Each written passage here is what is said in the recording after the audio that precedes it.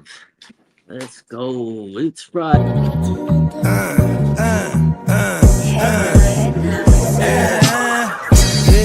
Yeah, with the shit.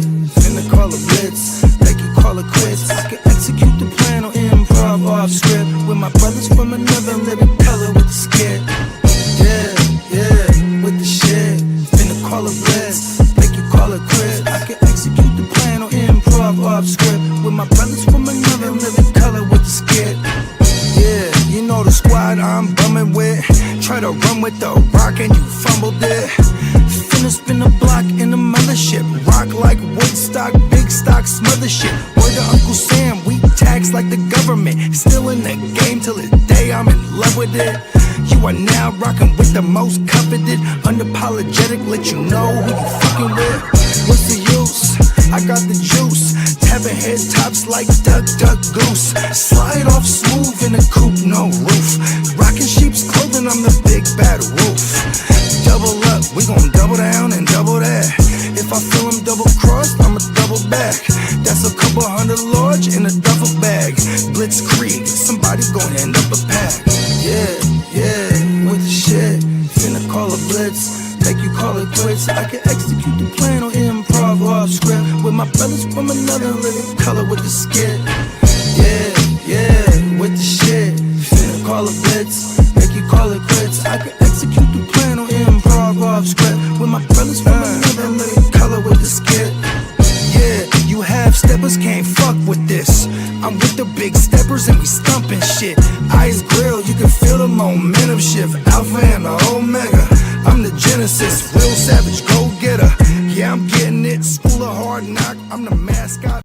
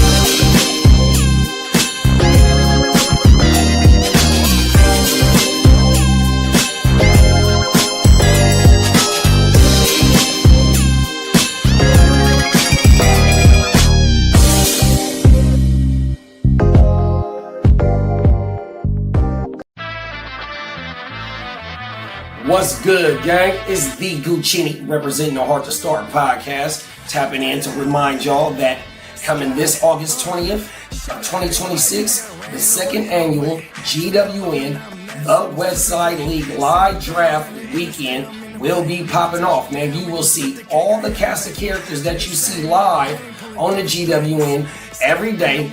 You'll see a lot of people that's in the chat every day on the stream, and then you'll see some of your favorite content creators that you've seen us make content with in this conglomerate that we call the GWN 100%. So what you need to do is go ahead and like and subscribe wherever you found us at, and if you screenshot that you subscribe, we are giving away multiple giveaways during the live draft. 100%. We will be running our regular scheduling program.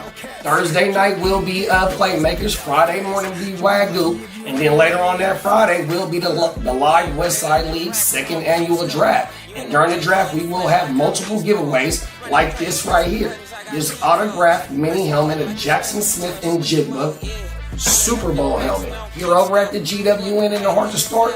We putting up championships on the wall, and we want to bless the people that rock with us who putting up championships on the wall. You know what I mean? With some of these little special items to put in your man cave, your she cave, you know what I mean? Whatever it may be. But yeah, make sure you go ahead and like and subscribe, because that's all you got to do to be entered to win this helmet. Click that bell, and then tune in to the second annual GWN live Westside Fantasy Football Draft Weekend. 100%. Peace. Shout out everybody that got ran over in my way. Feel low and I'm mad so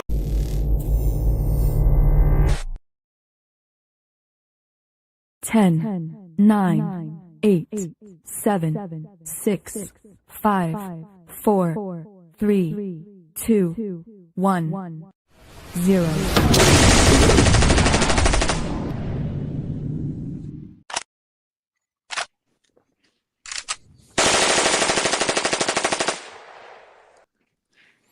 What's up? What it It's do, fellas? Friday. What's up? I just saw Bogey in the chat said he might be on a little sooner than usual. Let's That's right, go. We got our man Shout Bogey. out to Bogey, man. He'll be here. We'll be holding it down till he gets here. No worries. Shout out to JD, Guchinni, Shout out to Peacock. the champ, the West Side League. We also got Emil in the building. What's up, Emil? Diamond What up, Joe Emil? coming in way early. Damn. He was early. Yeah, We got he's Tino. ready. He is We got ready. Tino the governor. He said, "Let the games begin." Begin. Rigging for Fatties. What's up, Rigging What's for up, Fatties? Chris? Go check it out. Just it's on YouTube, Facebook. He's got a channel, doesn't he? Or is definitely in the fishing. Yeah, he's got a nice fishing channel. Rigging with Fatties is his fishing channel. Yeah, Yep. yeah. If you like fishing, check it out. Yeah, it's got some good stuff over there. Oh, What's up, we got someone Candlestick? who's been MIA, who's back. Candlestick. What's up, PB and J? Yep. I'm awake today. Usually going to bed when y'all go live. Yeah, that's the morning show. A shout out for sticking with us. Hopefully you're still there. Shout out to Tino. Yeah. We got Tino in the chat ready to roll. Yo. Team leader. We'll see ya in Vegas. Yes, sir. Hopefully, we'll see you in Vegas, man. Yeah. Yeah, Yeah, I wish I could go to Vegas, but I can't. Yeah, you know, Yeah, I got there'll college, be so. there'll be a day that will bring you along on some of these Yeah. road trips we get, but yeah, you'll get there. Yeah. You stick Like to if, doing what like you're doing. if I started class on the 24th, yeah, I could have gone, but yeah, no. Starts on the 17th. No way. You gotta stay focused in on that. Yeah. That Yeah, degree. school's more important than that kind of shit. You get older, you realize the school's more important. Like Yeah, unless you this don't is want to paid, hang out with a yes, bunch of then. unks right away, anyways. You're just gonna be like, man, you guys are ridiculous. I said, well, yeah, that's what happens when a We have bunch this Smitty in the chat. Trust me, around us, as they say, what happens in Vegas stays in Vegas. Say Yeah. Vegas. It's a fantasy football draft for savages for sure. Fantasy football savages. All right. Yeah. I got the Appreciate flag everybody ready. rocking with us. Space. What's up, Smitty? Yeah, Debo. Holy shit. Nice little slot piece. Pause. But I don't really have too much confidence in Christian Kirk, right? And then on top of it, Jordan James going down. So you got a rookie running back. You got a Christian McCaffrey that wants to, be limited in his, work in general. I would say Debo is a nice addition because he could do a little bit of slot work and maybe even take 5 carries a game away from McCaffrey, which doesn't sound a lot, but 5 times, if all goes perfectly, that's 17 games. That's 85 touches that McCaffrey doesn't have to, there's lots of opportunities in the game where that touch is almost meaningless. You know what I mean? We got someone new in the chat who just entered. Albert. Marqueen 602. Yeah, what's up, man? Candlesticks in the building. Another one of the traditional Vegas guys doing the West Side League draft. And that's gonna be wild. Y'all need to tune in. We're gonna be live streaming a lot. I'll try my best to tune in when you guys are in Vegas, but yeah. No, you're gonna have plenty of opportunity to chime in, and we'll be actively streaming during that West Side League draft for sure, and then Wait, elsewhere, wait, hold up. elsewhere What's the will time have to zone? Is it be like 2 hours back or is it will be like an hour? determined. Hey, Dane, talk about superheroes. Yeah, What's up, Bogey? right around fighting crime. I'm Yeah, Batman. Bogey the Dark Knight. Young. What's up? What's up, fellas? Happy Friday. Happy He's Friday, the- Bogey. he's the- You're about to The hear the black car on black. starter. Hold on, give me a sec here. And what? Shout out to Bones in the background. Yeah, maybe I almost made the beginning of the show. Let's go. It's funny. Fortnite just got out of Batman phase. They kind of are still in it because he's sitting there out on the map and his vehicle is out there, and you can get a bunch of My bad. That's That's a lot. and stuff out of some of the Batman stuff on the map. It's pretty dope. You can fly around on his cape and everything. Oh, on the in the game. Yeah. So he's making Like a short Arkham appearance. Asylum. He does like a couple weeks on the game, and he busts out the cape like he does in the very first Batman movie. You know? Yeah. Yeah. And he just comes down. Yeah. Yeah. I had copied my my little man. What's that thing called? The Meta Quest, like the newer one, like earlier this year Oh for yeah, his the birthday. 3D VR. Is Yeah, that the and that shit is badass. But Yeah. it came with a Batman like Arkham game, but like for this, like a For that version? what is it called, a VR version. You know what I mean? Yeah. It's Have really you- badass. have you done one of the Spider-Man joints? No, and I'm tripping. I didn't know they came out with another Spider-Man yesterday, bro. Yeah. Yeah. I was like, I've, yeah, I've been hearing. it- I've been hearing rumors that the Uh-huh. new Spider-Man game is coming out, and we already know who the villain is. Anything Spider-Man, I've come to accept that it's probably going to break any of the previous superhero shits. I mean, Yeah, I know like them in the Spider-Man, like the Avengers- Spider-Man they about to remaster, have the Spider-Man Punisher Miles in Morales, thing. Spider-Man 2. I heard they got the Punisher in here. Yeah, they So do. for anybody who's a big fan of Walking Dead, the guy who played Shane, Jeff, Yeah. It was just something. I forgot Jeff his name. Bernthal, John I, Bernthal. I've watched John a few Bernthal. of those. They're gnarly. They got one of the episodes I'll never forget when they pull this dude that has a bunch of facial piercings, and they're interrogating him, and he's trying to like Oh confess. yeah. That's the first Punisher movie. That's Yeah. the one. Okay, look, it's the very first Punisher movie was one of the first Marvel movies that was rated R. Because before that, people don't realize Blade was like basically the first Marvel movie, even though it was New Line Cinema. It was still a Marvel Studios production, like you know what I mean? It was a Marvel production along with New Line Cinema Studios, right? And that was rated R. Then you got to flash What forward up, like Albert? 7-8 years later. They come out with maybe I think it was like 2003. They came out with the Punisher, and John Travolta was the mob boss bad guy, and that one was really well done because like you said, he had the neighbor who had all the piercings, and he was hiding Punisher and the bitch, and this motherfucker he kept his mouth shut, bro. They kept pulling off all his piercings and shit. Remember Yeah. that?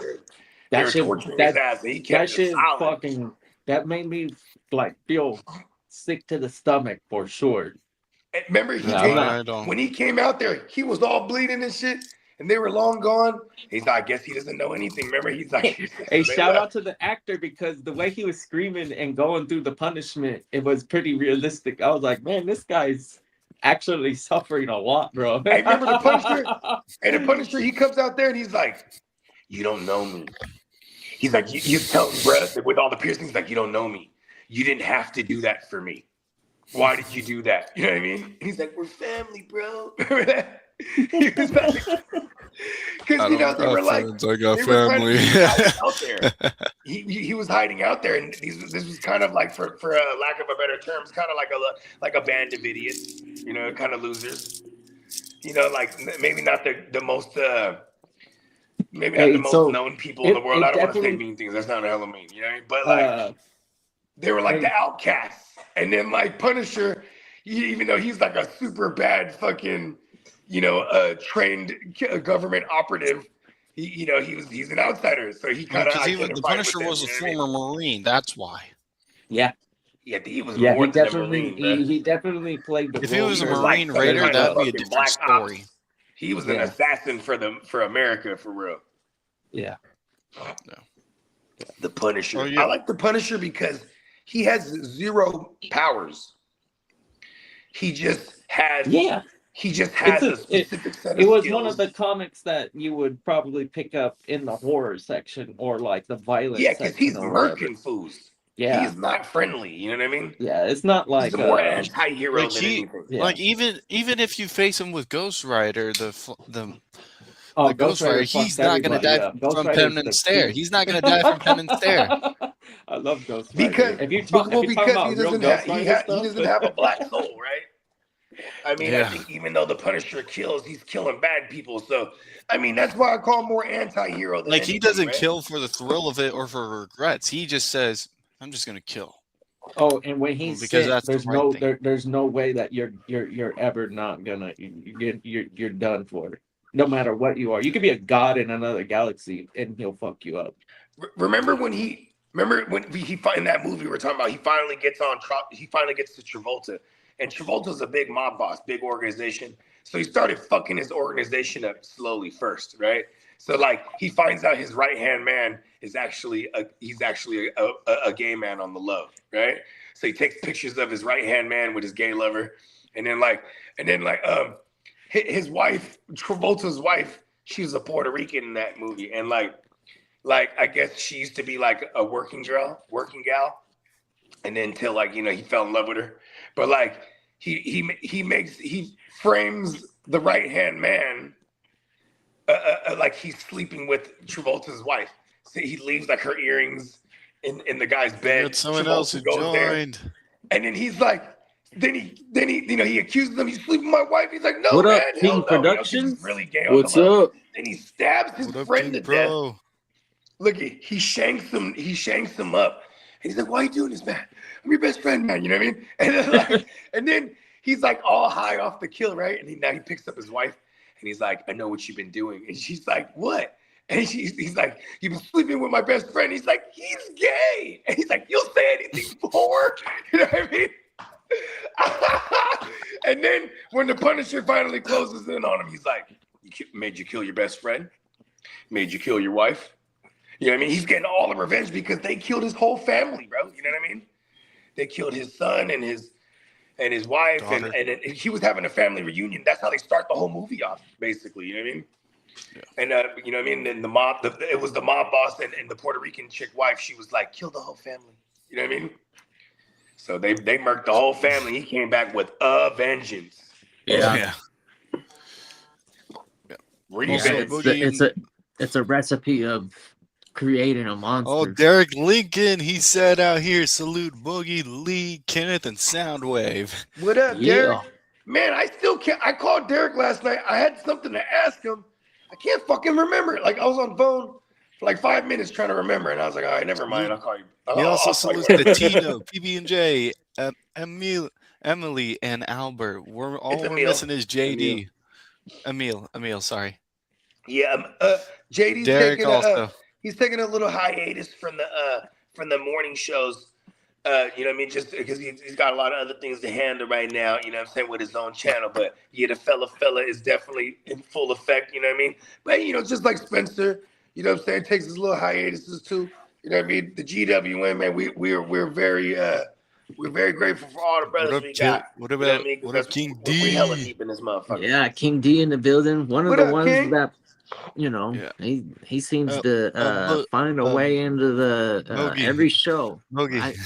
I forgot to mention, I'm finally almost done unpacking in my new apartment. Yeah, man, that's what's up, man. Good shit, kid. Hey, I'm actually streaming in my new apartment. I'm excited for you, kid. You got a whole life ahead of you. You know what I mean? Just don't make stupid. Yeah. Don't do anything I wouldn't do. Yeah. Yeah. You know what I mean? As your uncle. You know what I mean? Are you sure? You gotta make your I forgot that you're my uncle. You gotta make your old grandpops proud of you, man. He's gonna be like Speaking- thinking about speaking the of that- extremes of the Bogards. Speaking of that, JD sent me something the that says, multiple Bogards. So which one? So- which one am I so this thinking of? Bogey, JD shot me a text last night saying, "The real T-Law, your grandpa said send this to you." This is what he sent me. This is from JD. Isn't that special? I'll speak Oh, to JD yeah. on my own. Hey, you know what? That's been a long running thing here in the GW, and we've been saying this forever that he's bald. Yeah. Yeah. Neon, I don't do Florida things. Listen, here's the thing.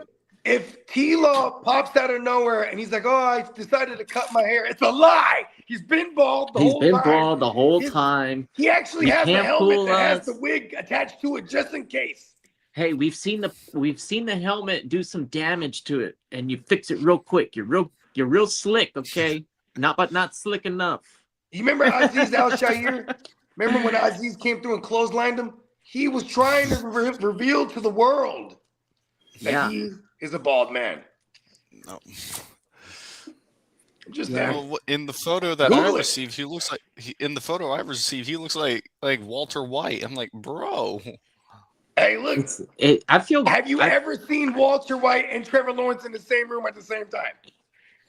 Never. No. Same person. It's just like Ellen DeGeneres and Pete Carroll. Same person. But here's the difference. Who doesn't have cancer? What? I don't want to joke about that. Well, that's the only thing how to kill the joke. That's all. Oh yeah, okay, I see where you're going there. Well, The hair clicks into the helmet. you're a Everyone knows that. kingpin- Shut up. When you're a kingpin, like crystal meth manufacturer, like Walter White's character was in that show, he probably deserved everything that was happening to him. You know, he destroyed a lot of lives. Karma's real. Peacock. Hey, Neon, Don't do Neon, Florida I don't man do thing, Florida. I don't. Soundwave. Yeah, when you, if anything, Look, I when was you're born in when you're Virginia, running moved to around, Florida, don't and do I'm still those used to things. Florida things. Yeah, I know you can support the crew, the Jaguars is whatever, but just don't do those types of things that them Florida mans do. Look. Some people say wrestle an alligator. Like Hey, hell, I'm gonna wrestle an alligator. That's a Florida need thing. We don't need to test backyard right we don't now, need don't to test lie. our strength on that. There's plenty of ways you could play freaking squeeze the little thing, and it gives you a number, whatever that device is, the grip strength tester. There you go. know, Lot I just safer. wanna say- Okay, you got Kenneth, the plenty way of you said it competition at in the first, world. that sounded a pause for that one, but that sounded like very out of context on the way how you I'll said it. pause. I don't know, man. See, here's the thing, I bro. usually wear a shirt just because of those things. I'm not the most skilled at thinking the wrong things. I just want to say, bro, alligators, all kind of rattlesnakes, pythons, all kind of did I mention gators? All of these motherfuckers want revenge because we were making shoes out of them, bro. Yeah. They see us rocking them fly that's ass why they call gators. them They don't Crocs. like that shit. Those ones make They don't sense. like it. You can even farm them, right? Sad to say, but a crocodile, nobody's buying a crocodile for me. Well, not when they're actually like free to go out and catch and get your own and shit like that. Like that's a licensed game, but in general, it's not out of the question of obtaining it. There's a lot of competition, but that's just because there's that much gator out there. Do you want to do it? Would it be inhumane? I watch them on TV, bro. I don't want to do that. Yeah. I mean, like, they make it look easy. Like, rest in peace to Steve Corwin, the crocodile. And it does. hunter, You right? know what's He'd funny be like, about "Oh, it? my They God." can be little babies. He'd be like, They'll "Oh, pick look them ahead. up, and they're like, "Yeah, that's She's gonna a be a beaut." shoe later." Hey, that motherfucker was seeing. Hey, look, bro, he make it look hella easy though. He just take the bag. And, all right, look at. Oh, she's upset. Oh, she's a beaut. Look, he just throws the bag on their face. Then he jumps right on their back. And then he's holding on to their jaw. I'm like, he made it look real easy. And how brave are the cameramen for this guy? You ever used to watch that shit back in the day? I'm like, How's the if I'm the alligator, I'm going right for the camera. Bogey, you're There not we go. alone. It's the See, the Matrix python has got boots. to me. I swear they farm those pythons, bro. Like they Bogey, you're not alone. The Matrix has got me also. They treat them like a pig, you know. They get to a certain size and they're like, all right, give it a poisoned mouse, or I don't know what I don't know what a human. Probably just chop its head off, right? I heard some of them can grow their head back. I actually heard they can grow their head back. and then they chop its head off. I think that's how it works. Hey, look, Cajuns, they just see a big ass python. They're like, whoa, it's good eating. You know what I mean? Motherfucking Cajun python steaks. Yeah. I don't think they starve them or poison them. That'd be cruel. I think this is quick little guillotine. You know? Look, if JD's gonna go alligator hunting, I will join in as well. Bro, hell yeah. Hey, look. As long as you we can film use it, AKs, and bro. I'll support you, and I'll be on hold for 911, and I'll definitely call as soon as I see get fucked up. Hey, look. Okay, we're gonna create a new sport, right? Where you go on the balcony of like a house right on the bayou, and then you gotta attach the fishing pole to the balcony like banister, right? And then you throw out a whole raw chicken on the line, and then you look at the camera, you go, "My name's Bogard Scott-Free. This is croc fishing." You know what I mean? Woo! And that motherfucker will tear that whole balcony up. I swear to God. So like bull riding or something? Yeah. Listen, bear with me. We're working out the details right now. I just made it up right now, but I think we're on to something there. No, Bogey, now we know you're a Florida man. See, that sounds like some Florida shit. And this is where you come into play, Soundwave. This is where you enter Soundwave right now. Pause. This is where you come into play right here. Because I need a Florida guy. What up, Dennis? I need you to find me the location. I'll find the chicken. That's easy. Chicken's on your. All right, I'll tell you. In Florida, anything on the East Coast, all the way to the Everglades, that's where you'll find That's where you'll find alligators. Oh yeah. So and crocodiles are like sea, right? They're like sea creatures. They're land and sea, but yeah, they congregate in the water, and then they go up and don't they have to bury their eggs? So, you know, they'll have nests, but yeah, they're gonna live in that area because of the water, and that's where they. Hey Lee, got a question. Can we go to Middlesex County to get some chickens? There. What? Can we go to Middlesex County to get some chickens from your hometown?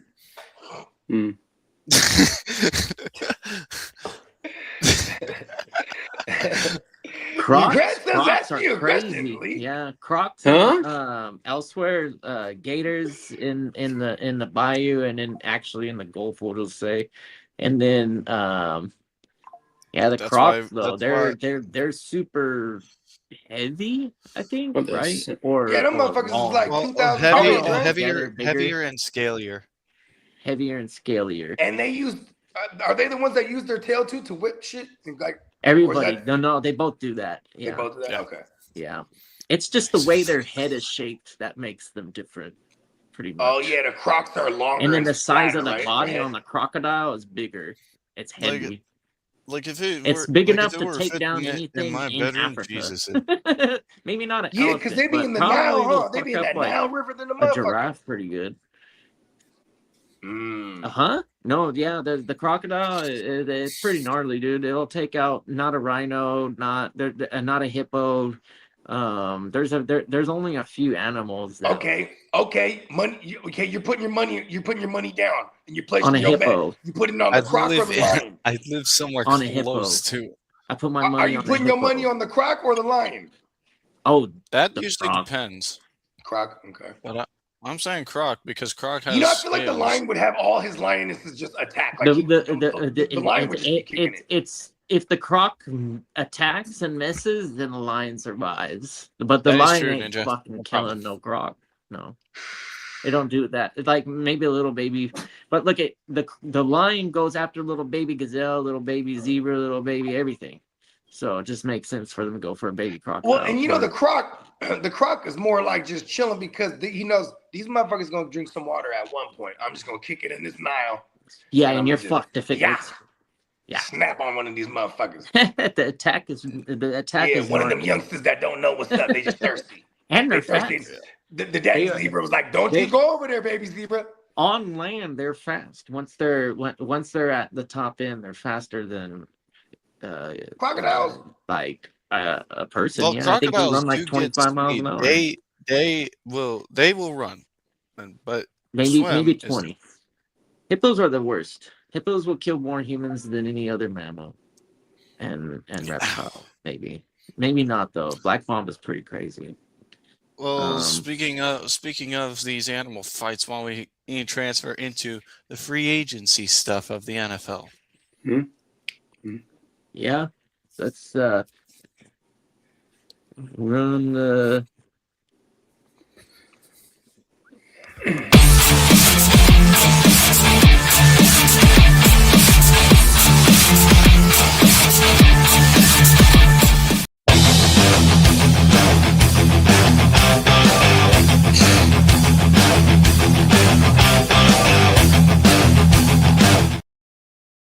Alrighty, so you got the free agency frenzy up. Oh, so let me get the.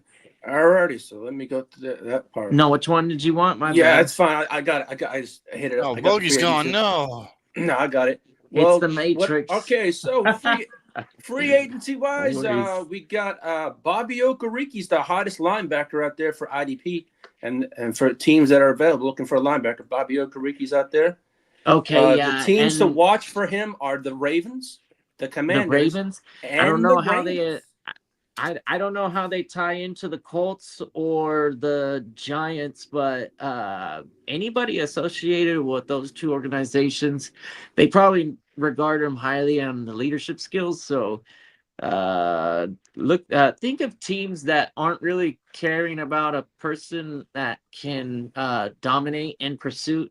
That's unfortunate about Okereke right now, is that Okereke is susceptible to getting burnt, and it's a terrible thing for a defense to have a vulnerable middle of the field. So unfortunately, he is regarded as one of the so-called poor linebackers in general. But for fantasy, man, because he racks up so many tackles, they're not afraid to attack the middle of the field. For us, we're usually getting like anywhere between like 10 to 15 tackles per game, and the consistency was dominant for a long time. Shout out for Bobby Okereke. He's gonna get a job, but whoever obtains him, it's not going to be something that you're going to get when he was young in the Colts organization. And I don't have the memory like Bogard does, but I bet you there's some kind of correlation there, because not every team values him, unfortunately. Yeah. Even though for fantasy we want him out there. He stays healthy. That's another thing, is and the leadership and staying healthy. Availability sometimes is the strongest asset out of players, and having a person that can actually play middle linebacker and almost set up the defense, especially the calling the shifts, and when a shift is called, the defense reacts. And so you got to rely on him being accurate. And that's, a quality that comes with veterans. And that's why Demario Davis, and I'm pretty sure Okereke will get, but Davis he's got, in my opinion, some of the best ability of commanding a defense, which is what the Jets needed, is a guy that goes over there and actually handles their business I like the move of bringing him back. You know, not taking anything from Okereke, but we saw him over there, and he was pretty sorry. He'll Yeah. get a job though. He'll get a job, and his leadership and his ability to make calls is good. He's good I at could that. see Okereke like getting like actually going back to the Colts even. Yeah, maybe it goes back to Colts, but Yeah. what are we? Colts. And yeah, I there you mean, go. everybody needs a linebacker like that on the depth chart if he's willing to be a depth chart guy. But I think actually even where he's at age wise, he's gonna kick it until after training camp for real. You know what I mean? And then sign somewhere. Yeah, like linebackers are But also actually he good, got that but- neck thing. My bad, Soundwave. Doesn't he got that neck thing too? Is the injury really bad? Yeah, I think that's what I just remember that right now. Last year, that's what happened to him, right? Like, Yeah, he had some kind of stinger or something like that. Oh it was shit! back, Yeah. or it might have been the back. It was the neck or back, It was or maybe something- neck it was- and back. I don't know. Something like that. Back, Yeah, yeah. what I Fingers is know- usually what like I- 6 to 8 weeks or something. Hey, you Kitteh, know? can I have the hour report? The ambulance report? Yeah, I got you. This one.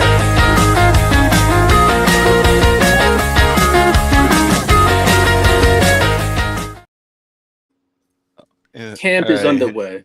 The players that have been cleared is Rashid Rice is cleared. Fried Rice is cleared. Patrick Amnet Leggy Mahomes is cleared. He's going to wear a knee brace during training camp. He's Mansour gonna wear a knee Delaney. brace all year. Huh? He's gonna end up wearing a knee brace all Yeah, year. I think, yeah. Mansour Delaney for the Chiefs has been cleared. Fred Warner, Nick Bosa, Quinton Junkins, Tank Dell avoids the pup list. Browns tight end Harold Fenton Jr. See, here's the thing. Hold is a on. full When you say avoids the pup list, he had no injury designation for like weeks now, like 2 Who's weeks. that? You know what I mean? Yeah, and Harold Fenton Jr., he's a go now from his groin injury. He's a full go. And Bucky Irving has no restrictions with his shoulders. Let's go. But now, as for current injuries, Jalen Ramsey has a knee, and he's going to be Dang out it. several weeks. Oh wait, no, Jalen Ramsey has something else. Ramsey is going to You be love out. Jalen. You're just gonna love him forever since he was a Jag, huh? Yeah, he'll be out. No, because I thought of something else. Sorry, Ramsey. Jalen We still have Ramsey. Ramsey. I You mean, know, in some circles, Jag means just a guy. Oh, Is that supposed to be Tino, a I'm joke? getting to that. I'm getting to that stuff. I can give you some injury As reports Tino on says, Jack. Debo Samuel, he signed a 1-year, $7 million deal with the San Francisco 49ers because we got an issue. Let's see. The reason why you got is Pearsall and Jordan Ricky James. Pearsall That's is the going big to be issue. probably looking like sitting out the whole year. What is his injury? It's his PCL swelled up, but there's scar tissue in it. Yeah, because that's what he had injured. That was his injury last year, bro. Yeah, and Yeah. they say he may need season-ending surgery. Yeah, That's good. So Get the surgery, Zit- kid. Stribling will be able to actually showcase his talent, and I want to There's say only a Stribling's Christian talent Kirk in his way, and that's ceiling not is much. better than And he's Pearsall hurt from himself. the get-go. Yeah, I think this is a blessing Yeah, in disguise for the team in general. to say. Them drafting But Stribling was giving already bad news Stribling, for Pearsall. Yeah, Stribling getting the snaps out of the gate and then having only Debo come in and fill in some gadget role is awesome for Stribling. Stribling's gonna see a lot of snaps in his rookie year Yeah. on a potent He might fucking Niner have offense. like a low key Ayuk rookie type year because This is gonna be Ayuk yeah, had this like a is Bow gonna Wow be or a 900 nice. something. This can be nice for Stribling. I think he's going in the first round of a lot of these This is, dynasty you know what's startups nice? and, It's nice to know first- my I mean, Niners are rookie picking up drafts, right not where they left startups. off. You know, we're just yeah. picking it right where we left off. Just off the ground, hurt.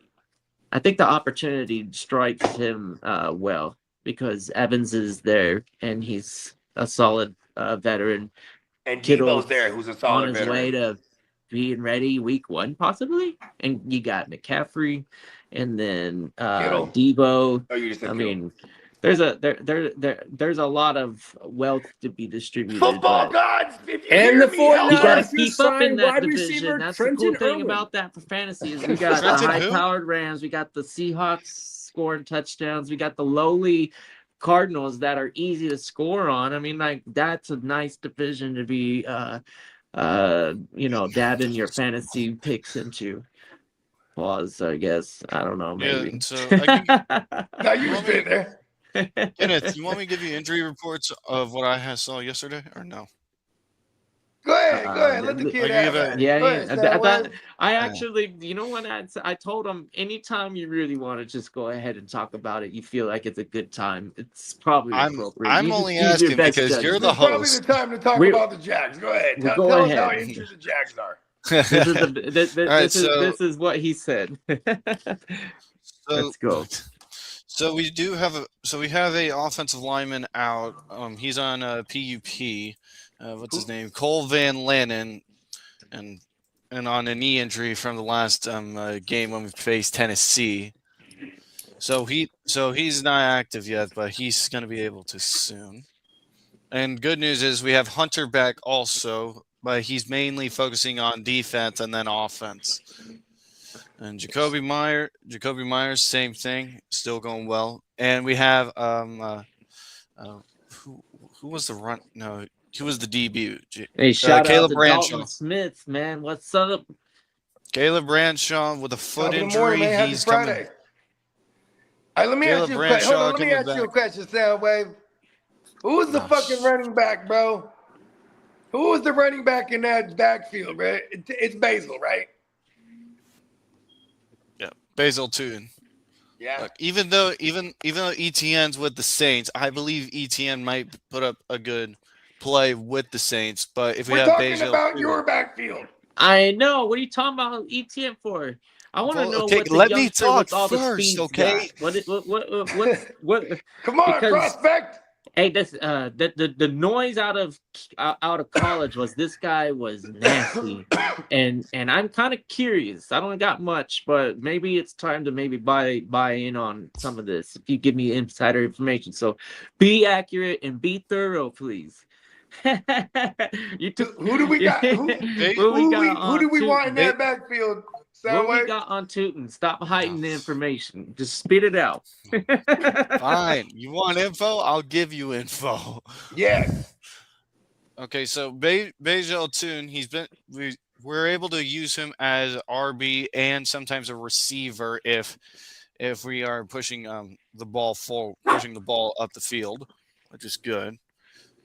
But also on other reports, Jack Kaiser from Notre Dame, he's putting a lot more defensive work. Yeah, he's putting up a lot more defense I got some work. Jack Kaisers tucked away in Dynasty. And then Nate Boykacher and who was the Emmanuel from Oregon? They are doing well on the offense and defense. But if we put they're playing both sides of the ball, those guys. Boykacher's a tight end. The Jags be having too many dual what is it called? Both sides of the field players. Travis really. Hunters? No, that's just Travis Hunter. Travis Hunter admitted to us in Jacksonville he will mostly play defense. Unless a receiver's injury, he'll play offense.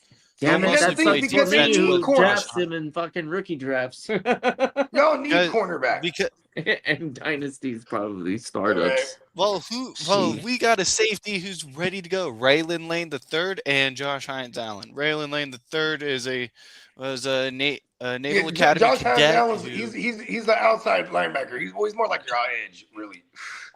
Oh yeah, I love Josh Hines Allen. That's my guy. Hines Allen is really good. Yeah, Nate Boykacher as a tight end, he can put up a lot if he's able to push the defense back on Lawrence. What's the other one?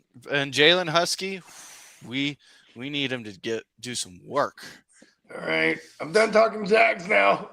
Yeah, those guys suck, man. That's all the Jag stuff I have for now. I will tell you later on. One thing to worry about. Yeah, hey, we're gonna get you your own Jag show, I'm bro. kind of curious on that one. Outside of that, man, I know who BTJ is. I'm comfortable taking where he's actually landing. It's not terrible asking price. And then the other guy, Washington, he's got a role in the chemistry there at Parker Washington has a lot. Yeah, I I don't think he's going to see less than 125 targets. I think he's pretty much safe right there. It's going to be it's going to be You're active forgetting for one him. more person. You're forgetting one more person. The Brennan Strange. See, that's your forgetting the him. strange goat. You're talking We about can't some other stop tight talking end, about the not strange goat now. I don't know if they're really gonna give the rookie tight end any fucking work when you got Strange there that's been there for 3 years. They just paid the man. I know, man. Like, there's no they way did. this new tight just end extended, guy so that you're being like, hey, watch Look, out for if you this put guy. Like, hey, Boykacher man, with- now if you you're get really Boykacher reaching work on this with one. Strange, that is I a wouldn't good. be. Those are two I good wouldn't tight be ends. touching that man with the Those are two good tight ends. from When here you're to strange. Jacksonville. Yeah, Britton Strange outside of injury is going to be the guy out there, and then the running game is going to dominate. I think the running back duo is solid. It's going to be similar to what you had last season. I ain't expecting too Last much season, more. no, it's better. Yeah, I agree. Tootin is a upgrade, especially Tune in booty. especially if Tune in that speed booty. is real. And you're accurate with him getting on the outside and going up against a big old fucking defensive back that's gonna get like backpedaling like crazy, dude. Oh man, yeah, that's be interesting. Look, all we got is fast feet and What? accuracy. That's all we need. You know what? What you guys need, and we're gonna leave it up on this note, because enough of the Jag talk. But Yeah, I'm already Trevor done with Lawrence- it. if Trevor Lawrence just chucks the fake locks, he'll be so liberated. He might have an MVP out. I'm just telling you, bro. He needs to just reveal it to the world. So you think because he's bald now, it's gonna change the whole dynamic? Diamond Joseph. It's He'll like be the coming real out of him. the closet. He's faking it right now. We're seeing Never Lawrence. It's like coming out of the closet. All right, it was a wig the whole time, bro. I'm sorry. Okay, guys, I'm really bald. You know what I mean? Alrighty then. Micah Parsons is unlikely for week 1, but Micah Parsons has week 6 set on his calendar. It's the Dallas Cowboys, and that's when he wants to return, week 6. And then he knows they got one of the better offensive lines, bro. Mm-hmm. You know what I mean? Yeah. And as for Christian Kirk, he's out with a calf injury. Yep. As for Nick Debo Emamori, Damn, activated. it's all scribbling. As Yeah, for Nick Debo's gonna Emamori, go in he's there and the questionable slot. for week 1. He I wants think to he play, would've- but they do not want to risk him for a week 1. What do you think, Bogard? Are you taking Debo over Christian Kirk when they're healthy? Yep. Yeah, me too, all day. It's easy. Okay, let me tell you something about Debo. Before the games, during the warm-ups, before everyone, goes into the fucking locker room to come back out, right? It's always Shanahan and Debo, and they just standing next to each other with their arms crossed, just chopping it up about what to expect for the game. Like, they're tight. Debo never moved out of San Jose, too, because that's where his house, he actually lives in the east side. And he has a fat crib, too. He never moved from there, so I always kept saying he's going to idle by and then just sign with the Niners, right? But then the Ricky thing happens. They immediately signed Debo. And what Debo brings to the table, I think it was as a far as, combination of how he Jordan sees the James game, timing. too. Everything all happening at the same time was probably the recipe for Debo getting signed. Is Jordan James, because now you got that rookie black pause. Super Kalen interesting, Black even is gonna. more. He's a 3rd round rookie who's gonna have to learn the game, and outside of Christian McCaffrey, he's gonna get minimal work.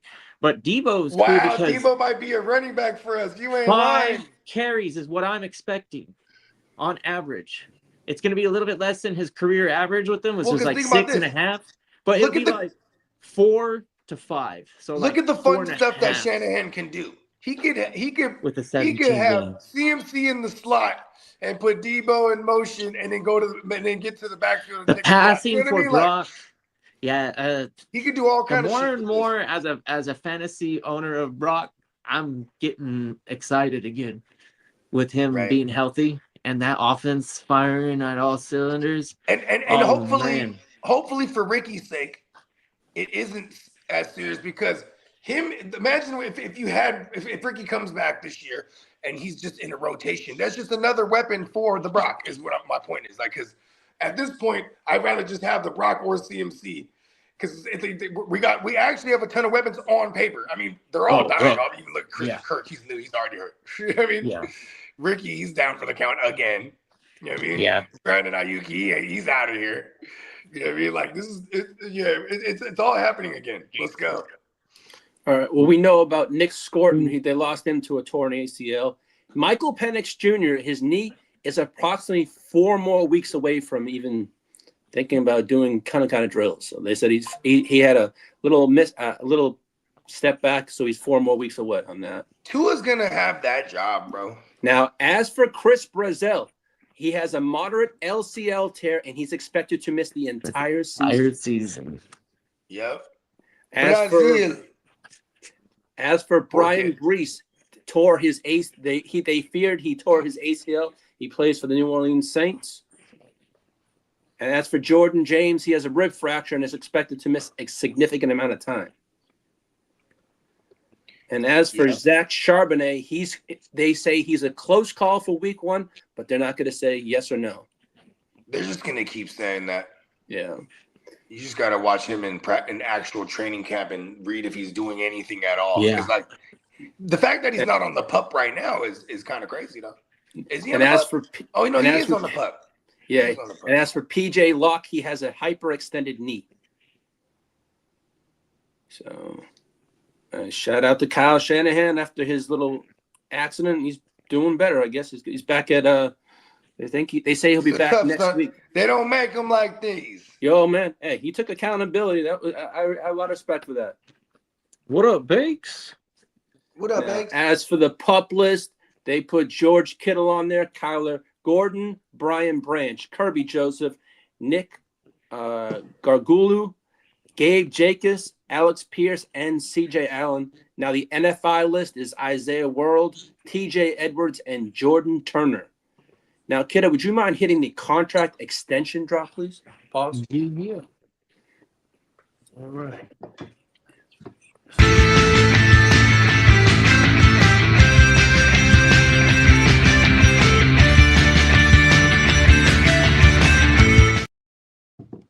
As for Christian Gonzalez and the Patriots, they have, I guess Bob Kraft came out and said they have a deal for him that will make him the highest paid cornerback ever. And I think it was over 30, they think like 34 million a year, but they're working on that. $1 million. Exactly. As for Chris Olave, he got a new 4-year extension with the New Orleans Saints. And Congratulations. Seahawks defensive tackle Leonard Williams is exploring an extension pause with the Seahawks. And the Bears are interested in a long-term extension for right tackle Darnell Wright. What do you guys think about that Olave signing? That might be a pretty nice, comfortable contract for the Saints. He got $120 million and 90 guaranteed. If that quarterback is who he is, then we might be talking about a payday, you know? So Olave think about being this. affordable For is that going to be kid, pretty nice.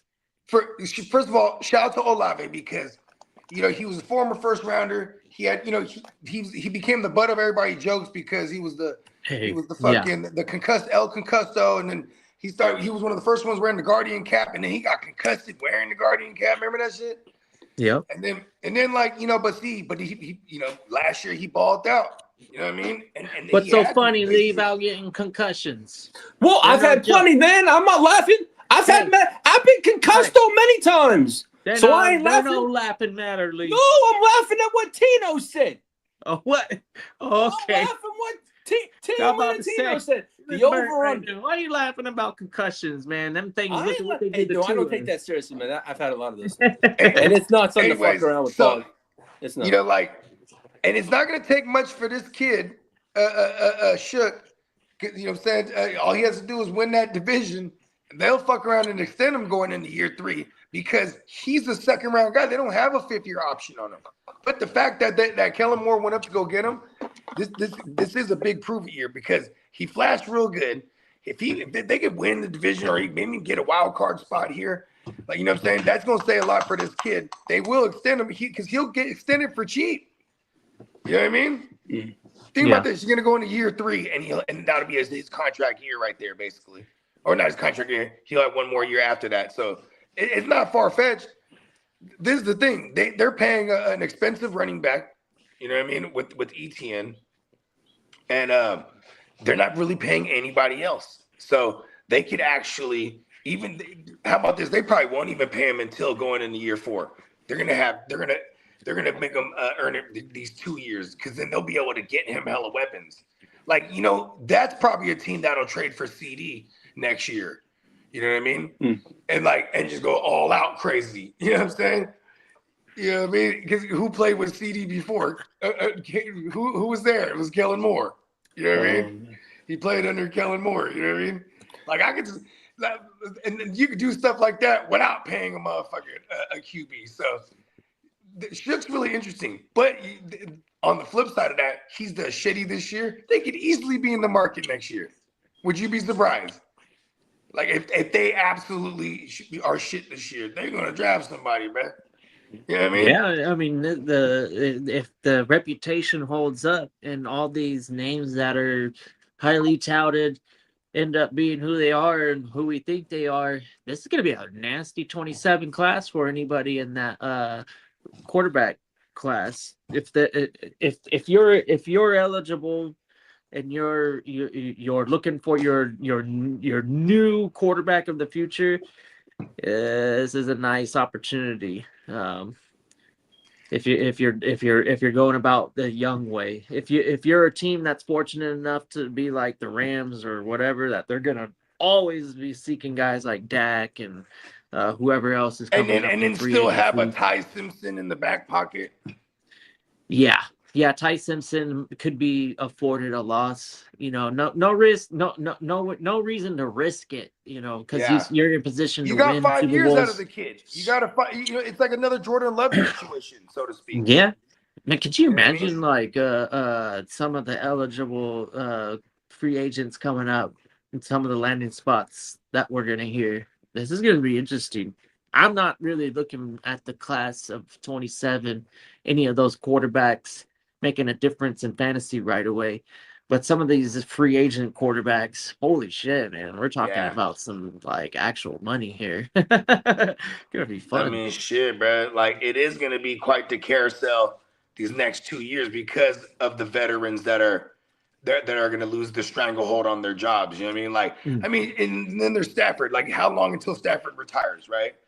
You know, like what we were talking about with McVay, because that's going to be a desirable spot for any of these veterans. I think that's coming up pretty soon. Mode. I think he's got 2 years in him. I think. You think he's gonna do This year, more? next year? I think he's got that's his next year. contract, I got this year and next, and then I think that's it. I think his contract is until 28. So, I mean, maybe at minimum he had this year, next year. You know what I mean? Because I mean, shit. When he's in the top 3 of Man, all he time. might fuck around. If they win the Super Bowl, he'll fuck around and retire. I swear to God. Well, what is he, top 3 of all time money right now? Stafford, yeah. Yep. He's it's fine. like it's like Cousins, Brady, and Stafford. He's signed a lot of contracts. Stafford. Yeah, Stafford's signed a lot of contracts. Like I think he's already had. It keeps you away from that. What do we hate for? Like a quarterback, they don't want to play under the tag ever. That's that's unless not you're Kirk Cousins. I mean, he did it 2 years in a row. Like the 20th best quarterback, right? And then Stafford is like way better than 20, bro. Dak did it 1 year in 2020, and look what happened to him. That was the year he got fucked up. You know I'm telling you, man, the NFL's had this problem for a minute where they don't have enough quarterbacks in the world to have like enough. We're kind of the only country. We're the NFL. only country that plays this sport at this caliber. You know what I mean? Yeah, we only have truly like what 20. I would say like 29, if I'm being generous. There's a couple out there that I'm like. Okay, go like this. Look at this, bro. Look at this. 2 years ago, or in 2024 season, we had like I 41. Brissett, but he's not a starting quarterback. We had 41 different starting QBs in 2024. It was something ridiculous like that because there were so many injuries. We saw so many. We saw a lot of poor football. So you might be onto something here, is what I'm saying. Which you're talking about like 29 maybe. You know what I mean? Because like, I mean, who we counting that we're not counting right now as starters, right? Like, who's the shitty bottom three? Yeah, I don't know, but Tino, you're right. We have 10 that are elite. You know, like we have some good quarterbacks. It's just like that's why. Okay, no particular order. Elite, right? The Stallion, Burrow, Lamar, Mahomes, right? Yeah. I'm gonna throw Dak in there. I'm gonna throw Stafford in there. Yeah. I'll throw in Herbert. Right? Are we throwing in any of the other? Are we throwing in some of these youngsters? I'm not throwing in no Bo Nix right now. I'm not throwing in Trevor Lawrence either. So I'm not throwing in Trevor Lawrence. Young man, if you're listening, don't get your hopes up. So 7. So we got 7 right here. Help me out. I'm missing some. I'll put. Are we gonna put Jalen in there? Are we putting Jalen in there? Absolutely. Right? Did you put Lamar in there? I got Lamar in there. Brock? Josh Allen? I don't got the Brock yet. Of course I got the Stallion. I'll throw the Brock in there, but see, I just wanted someone else to say it. No, Dak and Baker someone else to Mayfield. say it. Dak Prescott. I already got him in there. Who's in there? Baker? No. Baker. I mean, okay, that would be 10 then. But see, Baker and the Brock, I think people would argue those two. What about them in Jared there. Goff? Fine. They can argue all they want. Then there's Jared Goff. I'll talk numbers. Are we with them putting real golf quick. in there? Are we? Is the NFL? Are we putting golf on there? I would put golf in there over Baker. He's proved very consistent and has a handle on that job. He's been pretty damn good for almost 10 seasons. Yeah. He's been consistent. I wouldn't say he's been super he's a good, 2016 guy, so he's only being really consistent had 2 in the bad NFL years. is saying a lot, and that's why Kirk Cousins got a lot of money, right? Okay, so we're hovering around 10, 11 there because we could argue Baker or not, but I am going to argue Baker in his favor. Oh yeah, because he's a gunslinger, and the way that once he got into a good situation, he got right back into the playoffs twice. He was in the playoffs once with the Browns too. You know what I mean? And he beat the Steelers and almost beat the Chiefs. But there was I don't know if y'all remember, there was like a crowning call that really fucked the Browns up when they were like driving. I mean, the Chiefs were driving, and then they had him on a 3rd and short, and then there was like a crowning call, but they stopped him and they're like, oh, penalty. You know, it's one of those early like, oh, they're favoring the Chiefs type of shit. Why can't I put Baker in there? Why? I'll put Baker in there. You want to put Baker in there? Come on, you got to put Baker in there. Yeah, I'm putting Baker in there. I think and the only reason I put Justin Herbert in there himself is because he has put up all the gaudy numbers already. You know what I mean? And like it's been more situation for that kid than not. You know what I mean? I mean, you know, he's with the Chargers, so. Watson was borderline elite. Well, yeah, there was a time with the Houston. Yeah, team, he was pretty good. Shit, yeah, the Houston Watson, right? And honestly, he was definitely easy top 8. Watson was, and in those years when he played like 16 or damn near 16, he was always like QB6 or better. He was no less than QB6. I think he was QB6 like a few times. Baker is definitely debatable. It's definitely not everybody's. I just love Baker number too 10. much. Me too. But think about the game. Look at who's like in the the way game that, right now. Are we putting did Sam Darnold win a Super Bowl? Now we have to put him in this conversation. The decision that he makes in a split second is not always the best. And fumbles are terrible with Baker. Yeah, I mean, here's the thing. I would put golf over Baker. I did say that earlier. I love Baker. So if we remove Baker, we still have who only else 10. was terrible at We still have only fumbling? 10. Favre. Look. Here's and Favre turned the ball over like people crazy. are gonna argue the Brock too, but like I would just say, look at the starting QBs in the game right now. Drake May. I guess we gotta put Drake May in as like another guy. No, who's we like don't on the have cusp, to. I on think the we cusp. value him in fantasy right now. That is true. Just like we did Jaden Daniels last year. Yeah. Jaden Daniels is probably, in my book, a better candidate of breaking into that group with the veterans. I just appreciate having the veterans out there that can, see the defense and make the reactionary call, because that's a lot of what defenses try and do is get you to start thinking, and then the quarterback has to make the right decision. So, it is what it is. Even if we don't because people will argue the Brock in that conversation, right? Because I feel like if you look at the common trend of what we said, elite, these motherfuckers, I'm putting the Brock in there because the Brock, he's been a starter and more successful in that smaller period of time than like a Justin Herbert for that He's matter. won some gritty games. Yeah. Not everybody can win the Super Bowl. Darnold won a Super Bowl. Right. I know we hate that. We love to hate on Darnold. I hate Darnold. but we're not gonna. It's not like we put Trent Dilfer or anybody in that conversation. You know what I mean? And I'm not gonna disrespect Sam Darnold. He's put up some numbers for the last 2 seasons, but at the same time too. I think I'm blinded by my hatred for Sam Darnold too. Yeah. Well, I know we discussed it on Tuesday. Who was going to be first, Bijan or Gibbs? Well, the Falcons are actively negotiating a contract as we speak with Bijan Robinson. So, Emil's got a question. Shout out to Emil.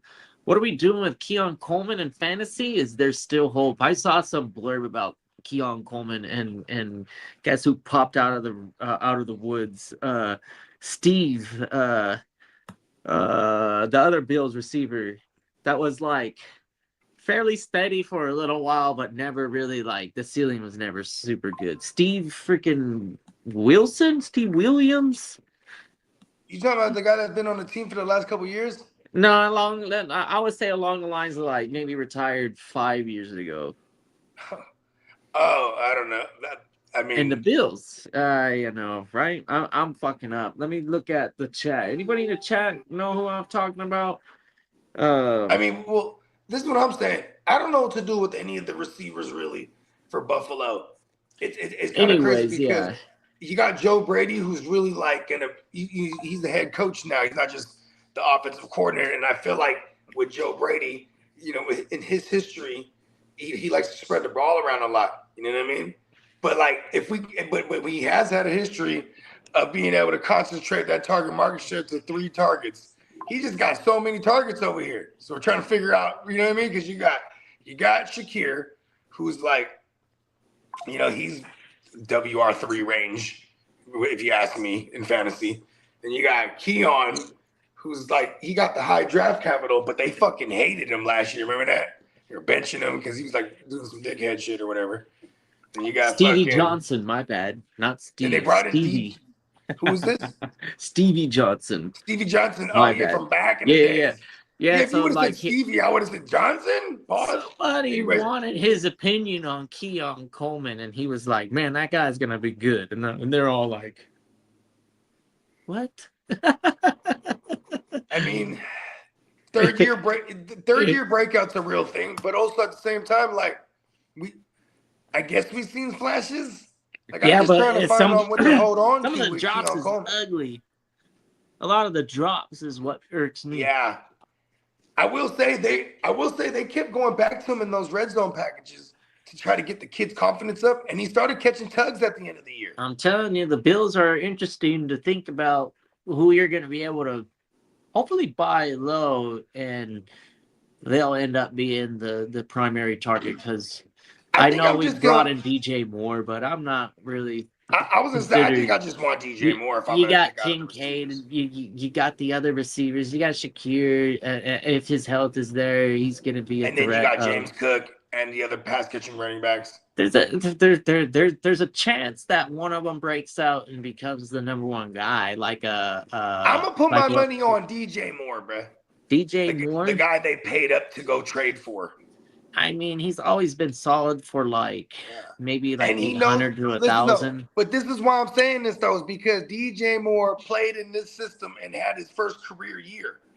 You know what I'm saying? Going back to in 2020, because Joe Brady was the OC in Carolina. You know what I mean? And this is why they people feel like, oh, they overpaid. Not Brady wanted this kid. You know what I mean? I like DJ Moore if I have to pick out of all of them. Keon Coleman, I saw the writing on the wall before last season. While there was still hype on him, I kind of moved all my Keon Coleman pieces for like, you know, whatever I thought I could get, like that felt like a good deal at the time. You know what I mean? I know we talked about it a few times last episode, but Kincaid could he's probably gonna have he could a be solid he floor. could in my opinion he could be the biggest, probably, like, he has the highest probability to be the breakout in my eyes, to be like the go-to he had target hella for double-digit games last year in fantasy. Then he got hurt. Yeah, DJ Moore, that offense is going to score some touchdowns. Can't deny that, because you know how talented Josh Allen alone is, and none of them are superstars. But that's okay. Whatever. Josh Allen's a superstar. That's where Tino is like, there's 10 elite quarterbacks. There's probably not 10 elite. There's probably like, what would you say, 5 elite and then 13 good quarterbacks. Enough to fill a 12-1 quarterback league. Everybody should have a pretty who's good the quarterback. real? Okay, so let's do the real elite list real quick, right? Stallion, Yeah. Joe Burrow. I'm throwing Burrow, and I don't give a fucking know who's Lamar. I mean, Stafford. it goes down to it goes down to even like when we get to names like Bryce Young are going to be matchup, candidates. Like if they get fired up, there's a good amount of good quarterbacks, but 5 elite definitely. I don't know if I want to put Burrow in there. I think It's crazy. I like Burrow, Crazy. but I'm not. I know, right? I'm not even up there with. He's like the best passer in the game. Mahomes. I'm more of a Mahomes. Yeah, for sure. Guy than a Burrow. You know who's scared of? You know who's scared of Burrow? Mahomes. That's true. They gave a game up to Denver. They played all their second and third stringers on purpose against Bo Nixon in that rookie year to make sure, because if they were to beat the Broncos, the Bengals were in that year. Okay. Yeah. For me, and I'm generally thinking like, okay, these are quarterbacks that would make any team better. And Josh Allen, Patrick Mahomes, not in every instance is Matthew Stafford gonna. Stafford is he 5 or 6? Stafford in there? You know what? We'll give him the benefit of the doubt. He's the reigning MVP. We'll throw. He's a reigning MVP. He's had multiple 5,000-yard seasons, if I remember correctly. I think he has more than one. I might be wrong about that. I think he has at least 2. He might have 3. I know Drew Brees has 5 of them, if I remember correctly. Yeah, Brees is another testament that doesn't matter what maybe a different era, but that was a pretty brutal era too. It was like for being that size. Pause. Yeah. There was still some leniency with hitting the quarterback for sure. But for today's sake, I think in real life, Mahomes is up there. Sure. Mahomes got to be at the top, actually. Like, if you and I am saying because of the accolades, you know what I mean. And we can nitpick and be like, "Oh, what's Andy Reid and stuff?" But no. This motherfucker right out the gate, he was special. Remember Brady and the Belichick effect, where when Brady decided to go, they were like, "Yeah, we'll see." Brady might have been, he's always had Bill Belichick though. Yep. Then he goes. Didn't matter what. He goes to an opposite-minded guy. Brisket, no biscuit, fucking Bruce Arians, bro. Uncle Bruce. You know what I mean? Yeah. I'm thinking Mahomes is more on the level of an elite quarterback that can make any team better. Dare I say, he's like the Tom Brady of that generation. Peyton Manning's would make almost any team better. I know that there's certain offensive coordinators that be like, oh shit, Peyton Manning, I'd rather have a guy like Lamar. I mean, think about this, bro. Think about this. how many offensive coordinators really came up out of under Andy Reid in this recent era, right? You know what I'm saying? Ever since the Mahomes era, I should say. Because before that, you had like Matt Nagy, you know what I'm saying? You had Doug Peterson. These guys all went on to have like moderate success, if not like real success. Like Doug Peterson won the Super Bowl, right?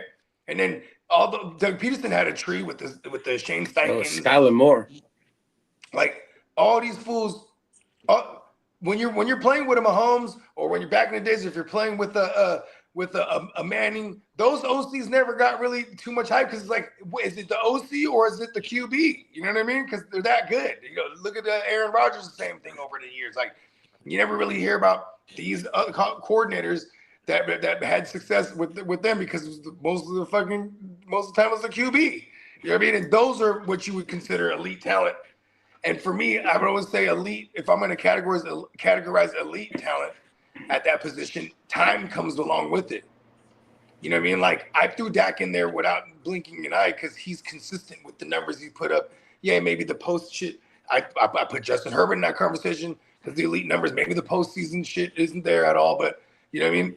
It's the fact that they're putting these numbers up in the chunky season. You know what I mean? Like.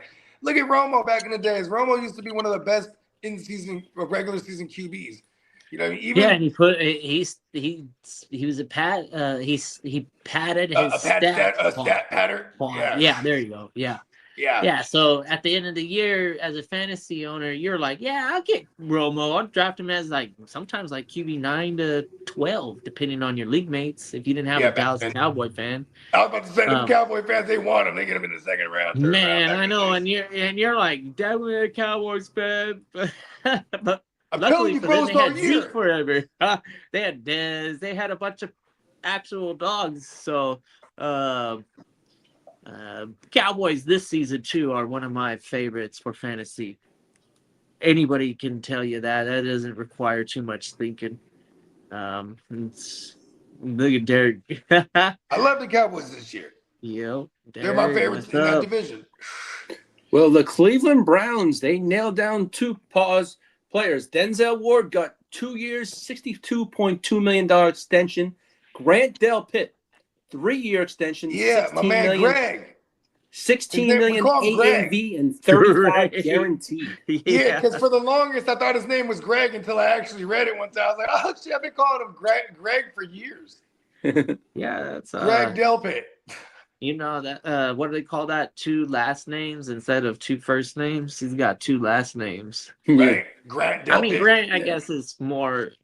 I don't know. Is it more common? I knew a guy named Grant. Last name, right? But I did too. Still, I thought about that for a second. It took me a minute to really think hard, and I was like, pause, and I'm like, oh shit, yeah, there are some guys that are Grant. It's like James Bond. You got to say it with the last name Bond. James Bond, right? Like that's how Delpit, Grant Delpit. Yeah, like you got to say it like James Bond. See. Exactly. 2 last names. You know, Grant is on the 50s. Yep, Ulysses. Now the numbers on Chris Olave's contract. Hey, they don't make names like that no more, huh? Ulysses, get over here, Ulysses. Yuli, yeah, actually. Yuli, they call him Yuli for short. Yeah. Now the numbers on Olave's contract was a 4-year extension. Up to $132 million, including 90 guaranteed. Good shit, kid. That's How much? awesome. 4 years? So 4. So there's basically 4 divided by 92. So there's all minus all that other shit's all incentives, I'm sure. And and games played, shit like that. Like, you know what I mean? Because he has that injury history so I'm pretty sure there's all kind of shit worked in there that if he plays X amount of games, he gets this incentive. You know what I mean? But outside of that, so 4 into 90. So we're talking about he's getting about 22 a year guaranteed. Now, as for Puka Nacua, 22.5 a year. As for Puka, he's not expected to receive an extension at all this offseason. It's going to be next. Well, they're a good organization. That's what you do. You tell them. Now, all right, Lee, man, don't make me bust them out. Okay, I almost did a hold on, Lee. All right. I ain't on my game like the normal guys, but don't make me pay attention harder and be like, hey, you know what? I gotta end up babysitting this guy. Now I know why. No, I'm just kidding. No, good. Now I know. Now Baker Mayfield, as for the Bucs only offered Baker Mayfield a 2-year deal, and we're pretty far from the $50 million range for Baker. And Baker's very insulted by the offer that he got. That's what he said. I love this. The He's Bucs came out PO'd this right morning now. and said Hey, Baker PO'd is the best Baker. they said the Bucs came out this morning. Watch this. The Bucs came out this morning and said they were disgusted with how Baker handled this by going to the press about how much money they offered, and they weren't happy with that. But you know what, though? I bet you he got that locker room. Yeah, for sure. What? I bet you he got that locker room with him. Now, as for Eagles defensive tackle Jalen Carter's new contract includes a $250,000 annual weight bonus. Oh, he be gaining too much weight. Yeah. So I heard he be battling with, like, you know what I mean, some mental health issues. And I feel like it has a lot to do with the guilt. He's guilt-ridden because, you know what I mean, he unfortunately unalived somebody. Oh, yeah. Oh, that accident he had. You know what I mean? Like, you know what I mean? That's some heavy shit to live with, you know what I mean? It was an accident. Nonetheless, you know what I mean? And obviously, they knocked him because he fled the scene, but then he eventually turned himself in. Yeah, it's a scene regardless. I know it's the wrong thing to do to flee the scene, but that doesn't mean that he's not undergoing some sort of like PTSD, we'll call it. The fact. And like the reason I thought of this is because, like, you know what I mean? Like they said his weight gain was an issue. He might be dealing with it by just like rubbing and shit, you know what I mean? Or like keeping the same amount of regimen that you would eat as a fucking DT. A professional athlete in football, but then not working out as much. Remember, he started getting all beat up last year. Then he fractured like his shoulder bone or something like that, shoulder blade. Then he had to get surgeries and a lot of that compounding on your mental state, man. I hope he's okay. I know it's life is rough, man. I mean, think about this. I can't remember what podcast I was watching, but they were saying like, you know, whenever you get on the field, motherfuckers, they a murderer, and you know what I mean? Like, remember he's spitting with Dak's face or something like that last year? I mean, who knows what he could have said to him? Like, you know what I mean? He's probably easily triggered because of the shit that, you know what I mean, the ordeal that, you know, he had put this other family through, you know what I mean? Yeah. Now, as for the Via Vea sweepstakes, the Raiders have submitted a trade offer. He wants to trade out of Tampa, but Todd Bowles said this morning. Via Vea tweaked his back, and there is no trade discussions, but some have taken place. But a little like 10 minutes ago, the Buccaneers plan on retaining Via Vea for at least one more season, but trade interest has emerged around the league, so they want to keep him for one more year. If the price is right. If they're going in the wrong direction before trade deadline, he's out of there. Yeah. You know what I mean? Like, he don't want to be there. Look, even right now, the back tweak. I don't believe that shit. Like, I tweak my back. I ain't practicing. Mm-hmm. Shit. You know what I mean? He's a veteran. I think this is going to be like his third contract, fourth. This is going to be his fourth contract. He got his rookie deal. He got extended early. Then I think they extended him again. So yeah, they did. It might be his fourth contract that he's seeking because he's a wily vet at this point. Now, the teams that are interested in Stephon Diggs are the Ravens and the Commanders. What? Only two teams connected. Now, but here's the thing, though, too. Stephon Diggs has been very vocal. He wants to play in the DMV. That's where he's from. You know what I mean? And they're all saying if he does sign a deal, it's $1 year, $10 million, what they're saying. It's probably going to be at. Yeah, and to be fully. Yeah. Now, shout out to Derek. Jerry Jones said this. He's willing to trade a premium draft pick for a defensive playmaker. And he also said this. He believes George Pickens could be a Cowboy for the rest of his career. Yeah. Like it. And then as for Quentin Williams, wants to remain in Dallas for the long haul. So, yeah. For sure. Now, as for no taxes and all the benefits of and they didn't trade it for they traded up some high capital to get him. Like, I don't understand. Like, I mean, See, now they're trying to do the balancing act of like making George Pickens like the highest paid at one point because that's what he's going to earn if he follows up this year like he did last year, especially with if CD's healthy all year. You know what I mean?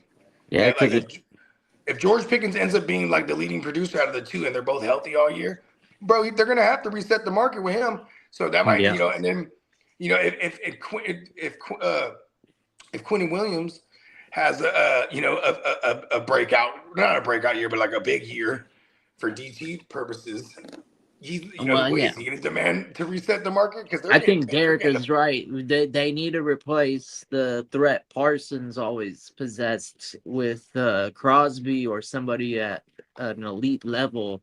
And I don't know, they've been pretty unsuccessful drafting these guys. They've just been Don't read Derek's comments. We want Crosby. The 49ers want him. Whatever.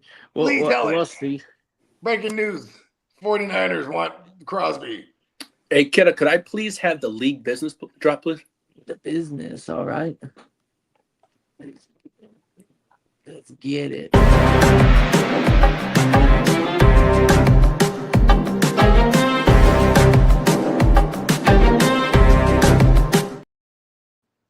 Shout out. Before I get to that one, Emil did have a fantasy question.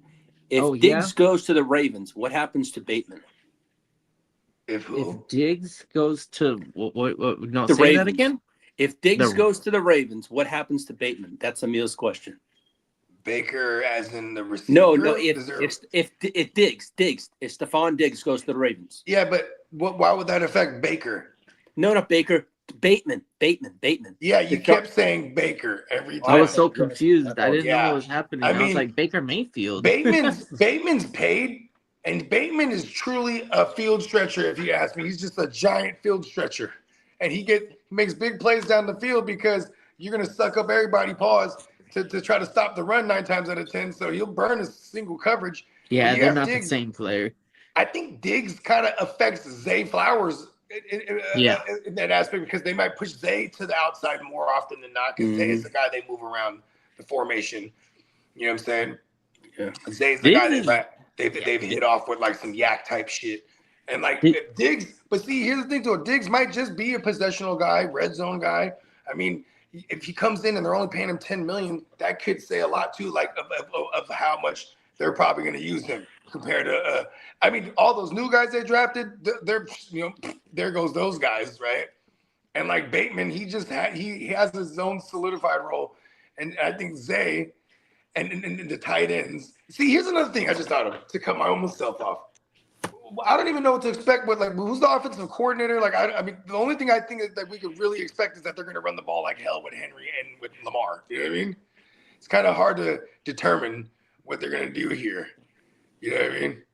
I mean, Diggs was successful catching a lot of passes from Josh Allen, so he might be able to handle that. And he did kill it with Diggs. Yeah, I mean, with Diggs, with Drake May last year. Yeah, I think that the more I think about it, Diggs going to Baltimore makes some sense. Yeah. Here's another thing too in fantasy. Bateman's not someone I'm ever thinking about starting like 10 times out of 10 anyway. So like they're gonna run the ball. Diggs would be someone I would consider starting if they had Diggs over there. Now, as for the Green Bay Packers, reported a $14.5 billion in shared NFL revenue, and the Packers generated $299.8 million in local revenue. And Lambeau Field expected to host additional major events this coming season. And Ed Policy says Lambeau Field naming rights are not for sale. And also the NFL continues. The good people of Green Bay. And like anybody cares, like it's in the middle of nowhere. And the NFL continues to investigate the Josh Jacobs situation. Dun, dun, dun. And Bill Belichick wants the NCAA and the NFL playing rules standardized. What does that mean? Standardized? I guess the same rules apply, I believe. That's what I would say. Standardized. And also the NFLPA reviewed the Panthers practice following Nick Skirton's ACL injury. There was no rules broken. No And the foul Seattle play. Seahawks on August 4th will be on Hard Knocks. Hard Knocks. And the NFLPA eliminated the 60-day rule for agent solicitation. I haven't You been can't bothered with I the believe Hard it's Knocks. 60 days you can't contact I them. don't know. Am I alone on that? Like What? I've watched I think the Chiefs won the most for I've whatever never watched. reason. Here's the thing. But like I didn't even watch it all. I I'm just gonna watched tell multiple you one episodes. thing. It goes back to Hard Knocks, the Texans. I watched this joint. DeAndre Hopkins was going hella crazy. I made sure I drafted him everywhere, and it worked out, right? And then, so every year I started watching Hard Knocks, and then I would be like, oh, where was Ball? And I'd try to find a way to draft him, just at least one of them, right? And then it never worked out. And you know who fucked it up for me the most was the 2016, like Jared Goff and them in the Rams, right? But then they come back again and put the Rams in there in 2017. And I'm like, fuck that. Fuck Hard Knocks and all this shit.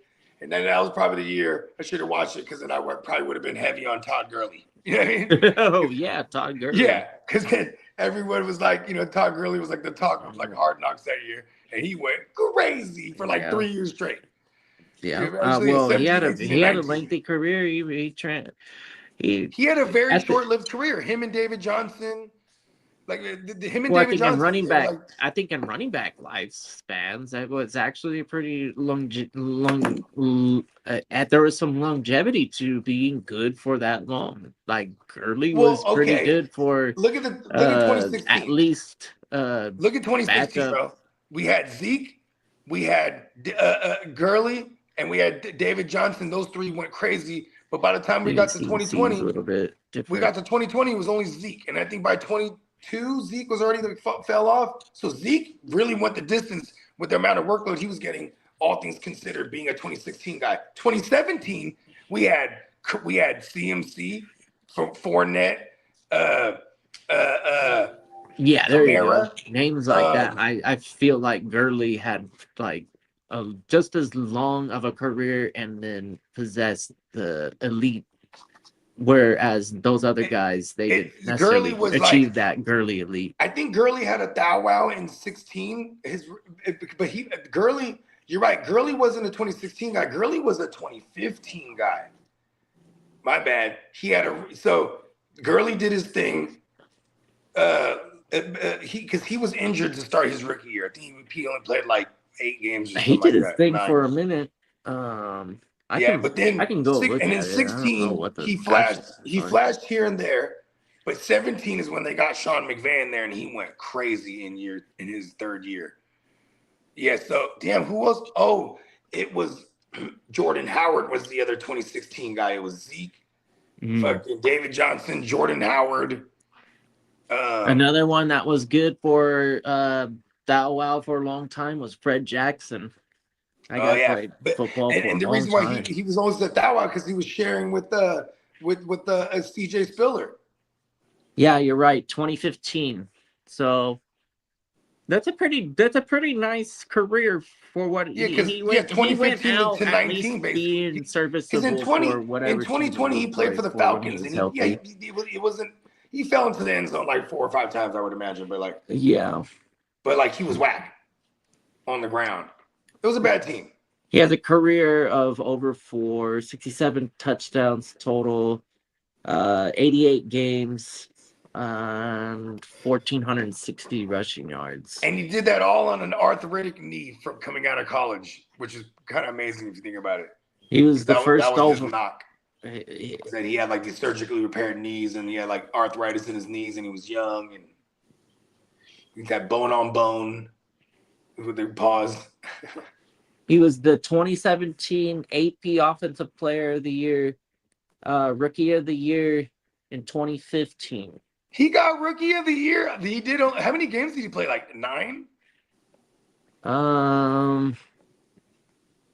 That's fucking sick. I didn't remember that. I do remember. I think he put up he played 13 games.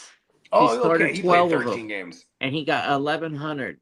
His best was 1,300 with 13 touchdowns, and then through the air 788. I was about to say he had that 2 thou wow year all purpose. So that was pretty pretty memorable as a fantasy football manager. Fuck yeah. Loved me some of that Because season. he was taking those. Remember, that was the bubble screen era of McVay. And like What's up, everybody AJ? was taking bubble screens to the house, like whether it was Woods or Cup or Gurley or fucking Brandon Cooks. Yeah, he was nasty. Well, shout out to the Ginger Ninja. Yeah, when we were talking about what's up, AJ? What up, AJ? Yeah, you got your nephew in the building. Thanks, Hey, definitely Zeke for a long time was in the top 4 running backs off the board. AJ, can I announce it? Let's see. Hey, AJ, put it in the chat. Can I announce it? He said, tell Bogey to acknowledge his son. Hey, listen.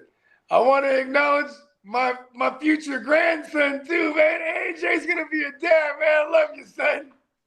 Congratulations. He's gonna have a Sagittarius too. He's gonna be like this in December. Congratulations. That's right? awesome, bro. He's almost in the home stretch. He's powering his way through the second trimester right now. Let's go. Yeah. It's a beautiful thing. Yeah. I love this. Yeah, that's a wonderful experience. I'm gonna be your Enjoy grandpa. It's my son's son. Well, we know with Slick Rick going down, the news came out. Deshaun Stripling has become an immediate fantasy contributor and a ADP riser in the past 24 hours. Yeah, hell yeah. Yes, sir. Ricky Pearsall died, and it was like, and here's the second round draft capital receiver that, and shout out to JD. He put it in our thread the other day. He said Sean McVay even wanted Brett. You know what I mean? Yeah. Sean McVay would have drafted Brett in the second round. What do they call that? Great minds think alike. Yeah. I mean, we know how dope those coaches' eyes for talent is. You know what I mean? At least for fantasy purposes. I mean, like, here's the thing: it's hard to argue the numbers both those teams have recently been putting up. Think about this: you could argue, or it's these coaches' scheme. You put anyone in there. I would agree with that. But then, let alone when you put a talented ass receiver in that offense in those schemes, and then you get, okay, Brandon Ayuk, no matter what you think about him or how we all feel about him, put that aside. He had a 1,400-yard season when he finally came into his own in that offense. You know what I mean? Once he finally got a good quarterback throwing the ball, shout out to the Brock. You know what I mean? Like, and George people Kittle were is probably recognized, but people were probably scratching their head for pass catching tight end slash full-time blocker. I mean, like it. Yeah, George Kittle. He's really been the standard for a true tight end outside of Kelsey being a ball magnet. Pause or whatever. Or even Gronk in his day. Yeah, that's how long Kittle's been playing too. That's crazy. Yeah, he's been doing it for a minute. He was like a baby Gronk because he could throw fools out the club. How many times have you seen Gronk just like throw somebody right out the club? Just block them all the way to the sideline, just to hell. That's what you need as a tight end that's going up against some of those defensive ends in the NFL, man. That's no joke. Right. Yeah. And shout out to Kittle. He was like, what is he? He's on like 6'3", 6'2". What's up, Kamish? What up, Kamish? Shout out to the Craig. Well, shout out to the Ginger Ninja. Adrian Peterson enters the Vikings Ring of Honor on November 9th this year. That's what's up, man. Shout out to All Day, man. AD. Shout out to the Crooked Commish. Caleb Williams lost 10 to 15 pounds this offseason to improve his mobility. That's a lot of weight. I know. And the Buffalo Bills unveiled Nickel City alternate uniforms. I like the Jets' new helmet. Kitteh. Hey, Nickel City still exists? Yeah, they call their unveil Nickel City alternate uniforms. Yeah, but did y'all ever have Nickel City around y'all way? Yeah. And Chiefs offensive coordinator Hold on, Ali. Y'all ain't never had Nickel City? Mm-mm. It was an arcade, but like the gimmick was like, you know what I'm saying? You it's all nickels. So the games are The games were like either 10 cents, and the new games were like 15 Yeah, we had a cents. place in Massachusetts called Fun and Games that had all that stuff. Yeah. Yeah, no, I'm talking about Nickel City. No, I've never seen that. Oh, okay. Because I always thought Nickel City I've never was just seen a that, Cali but we thing. had something similar to it though. That's what I'm saying. Like, it's Nickel City alternate jerseys. I was like, oh shit, Nickel City's like That's what they called the jerseys. Yeah. And as for Chiefs, Eric Benamy, he's left camp to focus on his wife's and his family situation going on. They probably call that place Nickel City as a nickname. What city? What jerseys were those? They're called the No, for what team? I mean, Nicholas City alternate uniforms. But for what team? The Buffalo Bills. Oh, okay. Maybe they're called Nickel City over there. I don't know. Yeah, maybe they're mining for nickel or something. Yeah, they use nickel in a lot of shit. Hey, Bogey, were you talking about the arcade Nickel City? Yeah. Yeah. Yeah. See, I knew it. Come on, we're Cali kids. I'm like, yes, I do. Bro, I loved Nickel City. And That's they have a whole the only place you could drop $20 and legit be like all day occupied. And because they had a whole entire section of the classic arcade games. Those were all heavy free. ass bucket. Those were all free. Like you can go play the Ninja Turtle game or the X-Men game with all with the 4 players, or the fucking Simpsons game, or all the old school arcade games. Those were all free. You know what I mean? And then the kicker was you had to pay like $5 entry fee. Hey, we I don't know how to think that simple, but he's right. Maybe that is it true? It's because of the nickel. It has a buffalo on it. I never fuck with no nickels. They probably call it nickel. Yeah, because I'm I guess as much as I love money, I didn't know that. Yeah, hey, Bogey, the commission said, Bogey, how excited are you to have Debo really come back? Care about him too and then much. Part 2 is how effective do you think he will be? But Debo. The nickel thing was Debo, funny. I mean, first question: are you excited to have Kitteh made a good point earlier. Like Debo's with Jordan James being out right now, Debo could be also. He's so multifaceted. He could be like a backfield insurance too. You know what I mean? So, I mean, listen, Debo with Debo there, we have Debo plays, bro. Like, you know what I mean? It ain't just like, oh, Debo's gonna replace Ricky. Like Debo's back, so there's a Debo playbook. You know what I mean? Like Debo's an X factor with Shanny. You know what I mean? Maybe at this point in his career, at this age, I would say personally, he's probably lost a step. You know what I mean? But maybe he just was unenthused last year. He did well last year. Actually, when you think about it, he did very well last year with the. He got like 80 balls. Pause. Yeah. Now, what else we got here? I have some fantasy news, or player-wise. Dan Campbell said this on Jahmyr Gibbs. It's going to get done, meaning his contract. I'm not even sweating it. Baker Mayfield, as he said, he feels disrespected and undervalued by the Bucs. And Puka continues to dominate in Rams training camp the first 2 days. And Blake Corum's role continues to rise. They say he's going to have a much larger role this coming season. There it is. And Woody Marks is expected to earn meaningful touches in the offense this year. And Carson Beck continues to improve some days, and some days look like total shit, too. Carson Beck. Yeah, and I mean he's a rookie learning a new system that's pretty intricate. I would imagine it's a Michael LaFleur who's just spent the last couple years with McVay and spent the vast majority of his career with Shanahan before that. So, I mean, this is like throwing like a sheep to the wolves or the cow to the raptor pit or whatever. Right. And like they got some decent guys on their defense too. In practice, they're probably fucking that kid up, dude, picking him off. I wouldn't be on the lookout for him to be very fantasy relevant, but maybe. Yeah, and you know what though, too? Here's one thing: when it just comes to like quarterbacks, period, when we're looking at training camp shit, if they're throwing hella picks and stuff like that, I don't never like sweat it because then the blurbs will be like, oh, he's throwing a bunch of turnovers. They're taking shots. It's training camp. They're trying things. You know what I mean?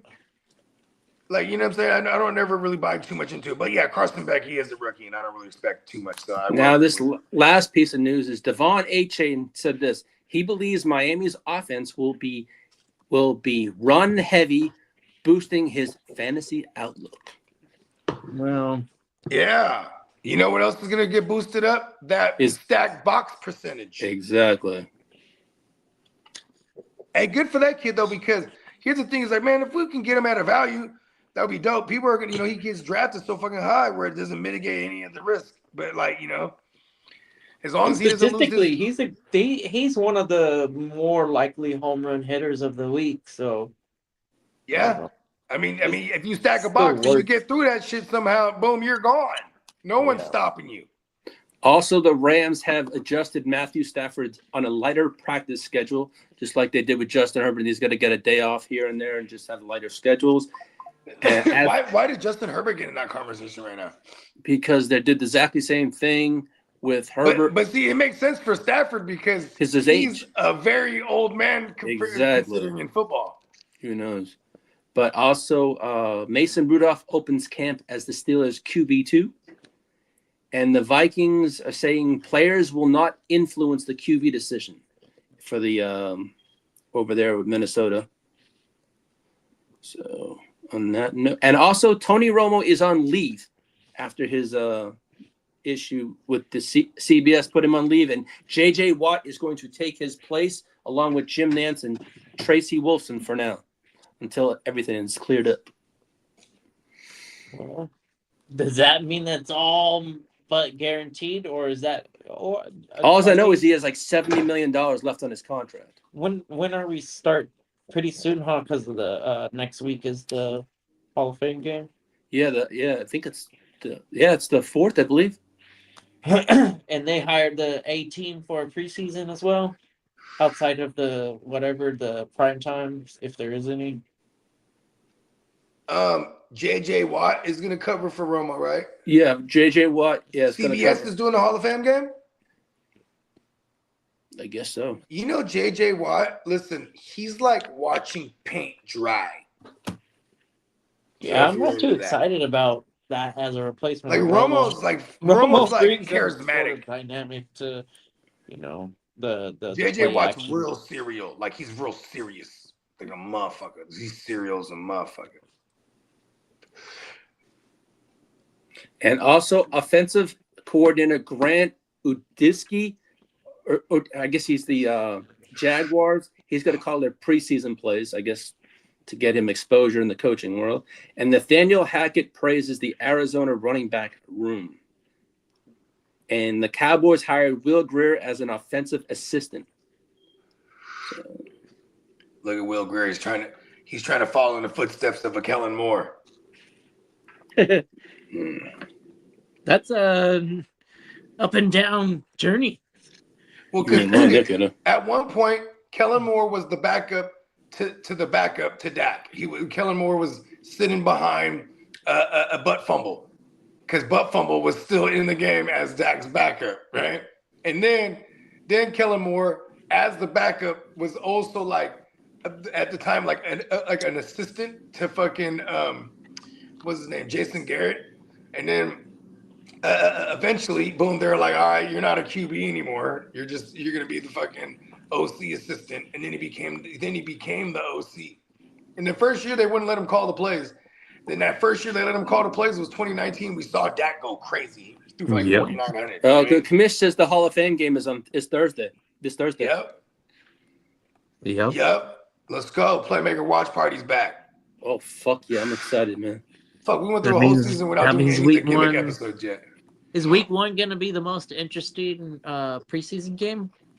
Well, or is the dynamic on preseason changing because there's only 3 of them, and they're like, well, maybe we'll be a little bit more cautious with our veterans. No need to, like, are we going to see a lot of these veterans in 100% in these games? I mean, well, here's the thing. I know some of these quarterbacks have to at least get a half. Like that's guaranteed. The McVay tree, I mean the McVays of the world, he don't run his starters like almost at all. You know what I mean? Like they don't run them at all. Right. Right? Yeah. And then I guess there's like Right. Then there's there's the Niners who will run them to very minimal though. You know what I mean? Yeah, Especially even if they're it's just like that. the Even ones if that are it's coming off injury, we're not gonna run them out at all. You know what I mean? We're not even playing around. That's how we're spooky like that. We be some scary motherfuckers. We're already beat up. Look at us. Fuck that substation. Anyways, then you got take it easy, Peacock. He's going back to lunch. Yeah. the He show. says, Appreciate you, Peacock. love you. Have a great rest of your show. Yeah, we Yeah, will. man. Love you, brother. Thank you very much. Love you too. Yeah, man. That's our guy, Peacock. Yeah, that's man. right. Miles Peacock, ladies and gentlemen. Man, hey, you know what's crazy? You know, that they need to get. He's gonna get his just due. I feel it. Oh yeah. You know what I mean? Oh yeah. Yeah. We got Yeah. 39 days until He's a kickoff. grinder. That's what happens, Yeah. anyways. I mean, like When you keep grinding arguably, that hard for real. yeah, arguably he's doing already very. He's a successful. He's a successful person, ladies and Yeah, gentlemen. come on, man. You know what I mean? It's a credit to his grind. You know what I mean? Yeah. And you know, and everyone will, you know, people have a different idea of success. You know, everything's subjective. You know what I mean? Like, you know, what I mean? As a man, you know what I'm saying? And you know what I mean? Or in the workforce, or as a man in life, as a father, you know what I mean? Husband, you know what I mean? Peacock, he's the bar. You know what I mean? He's definitely set the standard. You know what I mean? Shout Yeah. out to our guy. Yeah. Well, it looks like Mike Evans been making Ooh, a lot of one-handed Peacock, catches. I think my Neon Peacock deliveries is getting delivered right now. There you Oh, go. wow. Are you gonna It'll be do here an before me. unboxing in front? I the guess it audience? wasn't mine. It was the neighbor's shit. I'm waiting for my shit. I got the ill. So last minute, I was like, "Ooh, can you do a GWN in the yellow font?" And then and he's like, "Yeah, sure." Boom. And then I got it over a black tee. Like, this one's gonna be hard. You know what I mean? I'm like, you know, now we're just gonna start doing different colorways, type of shit. Yeah, that's a nice starter. Yellow Where over you? white next time. Oh, okay. See, I thought you were rolling into like if you get the yellow on yellow or something, because Well, you rock see, the white on white and the they- black on the they- black, and then I think I ruined that do the for red everyone. on red. Like, I got the one white on white, and it's a 1 of 1. That shit's sick. Like, I've only worn it like 4 times because it's like it's a 1 of 1. You know what I mean? They won't let me do it. No, but then they got the little Bogard Scott Free graffiti joint. I had it in the red and white, but I had him do one in the yellow too. So I got that over the black too. You know what I mean? Yeah, there you go. Yeah, well, and the reason I was doing this because I was like this close to buying these Tiger Stan Smiths. They had like tiger fur on it, but they were like yellow and black. But I was like, I can still wear my black stuff. Then I almost bought these all yellow fucking banana ass Stan Smiths, but they didn't have my size. And I was like, that probably saved me. When I got the yellow on the black GWN print, it came out a little bit brownish. So it ended up. You got the working yellow on the perfect. black? Yeah, I got the yellow T and the black lettering. Oh, okay. And it came out a little brownish. Yeah, but it works for me because I'm a Padres fan. So Oh yeah, it does. That's true. it literally like fits Look at it, it's a all 1 of sorts 1. of hats that I have. See, look at that. Yeah, it was dope. Just to let you know, if you get the yellow and you want the black on it, it sometimes to me it doesn't. I look almost quite pulled black. the trigger on that actually. I was actually But gonna get you the know, white on the obviously yellow. it might be just the illusion and the my eyes. I want to get the, you know, they got the yellow and they got the gold, or is this kind of like a mustardish? I got a gold. The official color would be gold. Yeah, Yeah, gold, right? Yeah, I want to get the white letters over that one. that would one be might fresh. look good. Yeah, Yeah, that would be fresh. yeah. Because then you can wear like a white hat or like a fucking, you know what I mean? Something. You know what I mean? Anyways, that Wrapping was stuff on it. that tee on the site is one of the most customizable in terms of the colorways. Like that Right. one, you get a lot of different colors. Yeah, like there. Matty Law, he ordered a red. He ordered a red with the black letters on it. I was like, oh, that's kind of badass. You know what I mean? We got to do Yeah. a red letter one so we can do it over the black, like the wolf. That's what I'm saying. I know. I was just thinking that. I was like, Like when the I brought that wolf pack. idea up, I was like, oh shit, I don't even think that's you can do that. I think this is black and white right now. Yeah, But so we have black, white, and we have yellow now. So as lettering, yeah. yellow on yellow. Yeah. Shout out to Money Mayberry. He's going to try and be there Thursday night. Okay, cool. Ooh. Yeah, He so right because on. I doesn't already think locked he in has with them. court. If he Join the doesn't party. have court, if he doesn't Yeah, have, he if he doesn't, he's staying with us though. I already spoke with him, so because the last time I spoke with him, he was talking Friday, so he was talking Thursday. That's all good too. well, I told no, him, because like, he said he talked. I called him last night. We were talking on the phone, and he said, right now I don't have court on Friday. He goes, my plan is to come in on a Thursday night. okay, nice. Hell yeah. He said because that way, because I want to get there, so I'm there for the draft and all So that he kind of did stuff. tell And me so- though. He did tell me though. He was like, I just want to be there for the draft, but he doesn't want to compete in it. So we still have the one spot. I do have somebody that can fill it. We just, Yeah, he said he wants I to have do a couple names. I'm just trying to see which one. Right, I'm like, the moment someone says, okay, give it to me, I want it. Pause. He said to me on the phone, he goes, I want to do a league this year. I'm already in the league. I want to get my feet wet, pause, Yeah, this that's what he year, said. and then next year possibly do a Vegas draft. Yeah, come on. So Hey, but he's in it for the good time, and just like a Matty Law, just like we got my boy AG, we got a bunch of cats that just come out to party and just have a good time. You know what I mean? yeah, he's With the homies. I'll tell you one thing. He goes, man, I'm looking forward to it. I had such a blast last year. I can't wait to have more fun this year. Him and I both. You know what I mean? I'm pretty sure we all have the same sentiment. This is it's our literal boys trip every year. Yes, you know what I sir. mean? While we go through the, for some that might consider mundane or monotonous everyday go-abouts, or for some, you know what I mean? Maybe they are very traveled, and for me, you know what I mean? It's more the latter, where like I'm, or more the other way, whereas, you know what I mean? Just the everyday routine. It's not quite as mundane as I would say, as I do like my everyday go-abouts. Love waking up and getting to it. You know what I mean? And just, we go from counting all the days down from afar to like now we're like less than 20 days or whatever it is. So this is pretty cool. I'm excited. Yo, we're 3 weeks away.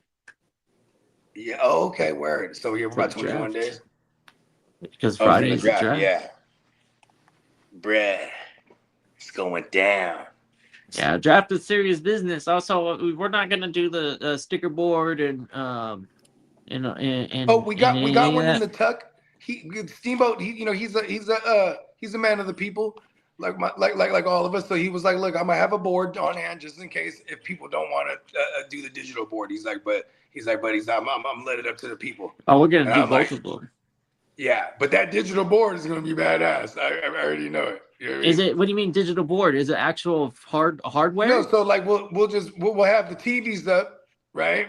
And we're using boom with the laptop, and then you have one person controlling it. You know what I mean? It goes and you have all the names and the categories. You know what I mean? And then you know what I'm saying? If motherfuckers could sign in on their phone if they want to look at the list of names that are available. You know what I mean? I gotta check this out. Or they can just follow along on the board. You know what I mean?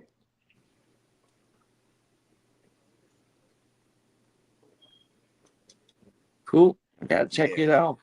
All right. Yeah. But yeah, man. You know what I'm saying? We could put a ball on this one. Yeah. You know what I mean? Yeah, you guys already know neonpeacockmerch.com. Let them know what you got going, Lee. I'm pretty sure you got like 8 shows today. No, I already took care of a power hour this week.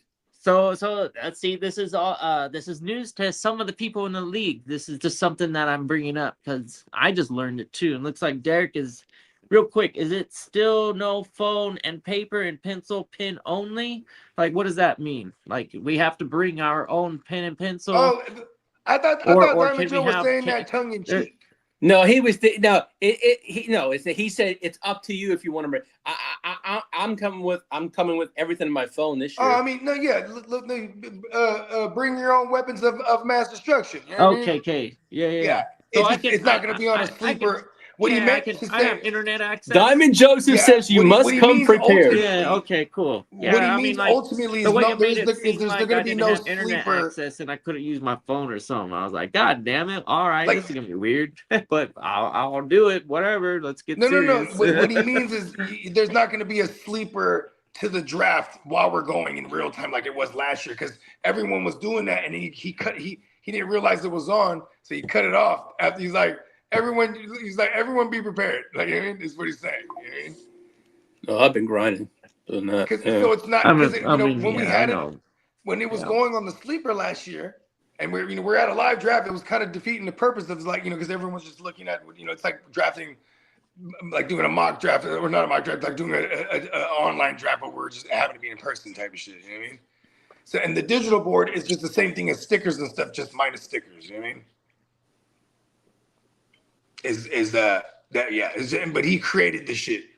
But like during the draft, I'm still gonna go on Sleeper and look at my teams. Yeah, that's and look fine. at everything. Yeah, that's fine. Yeah, that's cool. That's fun. Yeah. That's way different from me putting a bunch of shit on a piece of paper. I don't want to do that. I got plenty of teams built and stuff that are like, oh yeah, I can use that as a whatever, a gauge. Yeah, this AJ too. AJ, he be doing the wild videos and shit for his business. So I'm excited because he's like, I'll get you that video by the end of the week. So I'm gonna remind him today. Like, yeah, I need that video. You know what I mean? All right. He might already have it in the tuck because you know what I mean. Everybody's cutting their little promos, but I was like, some of us are using like AI or just or some of us are just doing simple videos. Oh, and he's like, I got some. Because he got a whole green screen room and he be doing like characters and shit and he has costumes. I'm like, give me one of them characters, man. You know what I mean? The West Side League is still going to be played through Sleeper, right? Of course. Yeah, so during the draft, are we going to update Sleeper at the same time? I'm pretty sure if Diamond Joe's like, I mean, it might be an after the fact thing, but I'm pretty sure that his app too might feed it in real time. I think his app is. What about the I Know Ball app? Which that's one's that interesting. for? That's pretty cool. I think he was saying something like that. Yeah. Oh. Man, this is gonna be amazing. We got our own app. We got our own fucking like compound. This is gonna be fucking and the app, like, next is level. because we're gonna be live drafting. Listen, we're live drafting. We got Art hosting it. Like the way I'm envisioning it is like we got everybody right here. Then there's the screens, and then we got the operator for the screens, which would be Diamond Joe. I'm pretty sure, like on the side, and then we got goddamn Art just announcing the picks. People come up, I want such and such. Boom, Art announces the pick, goes up on the board, and then go to the testimony, talk to Bones. Boom, you know what I mean? I agree, Derek. It's a relief not having to go the whole distance on a whole like West Side League draft, because that ain't no like, oh man, I'm gonna approach this not prepared type of draft. We got a lot of savages, and they're coming far and wide. We come far and wide for this one. The championship on this one, it's like the FIFA World Cup of fantasy football. Come on. Bro, this is gonna be seriously one of the best leagues I ever ever. I mean, there's nothing like the live with. draft, especially with the homies. We got good food, we got some drinks, good times. Hey, you know what I mean? It's shout out. It's year 2 of doing this with the West Side, so I'm pretty sure this is gonna be a thing here on the got bigger in year 2. Pause. You get to look forward to some draft content. Yeah, we give you the content to be successful in a draft, and the content to keep you focused and ahead of the game when it comes to the waivers. That first 5 weeks, those are usually difference maker pickups, and more often than not, I find myself measuring out the success where you got to pay attention to the names that were dropped for some of the popular players. Sometimes you'll be able to score a name and not even expect them to be in the waiver discussion because somebody's anticipating a running back gaining that RB2 is awfully enticing, and that running back group, it shuffles around that waiver period with the running backs. Shoot, let's talk about business. Look, it's good to have a game plan. It's not out of the question to draft a team with that mentality, Derek. too. I If for read some my reason magazine. you can, I know not every league is rotating, but if you get into a rotating waivers, and you end up having that position where you can get one of these guys off the waivers and they solidify that position of weakness that you drafted. RB2 is probably the easiest one in my eyes. And no, it's not the popular way to do it. A lot of people, it's been this way for a long time, and it's the trend is doing the double hero RB. But I'm opposite. I'm doing the wide receivers. I'm going to stay steady with the wide receiver heavy.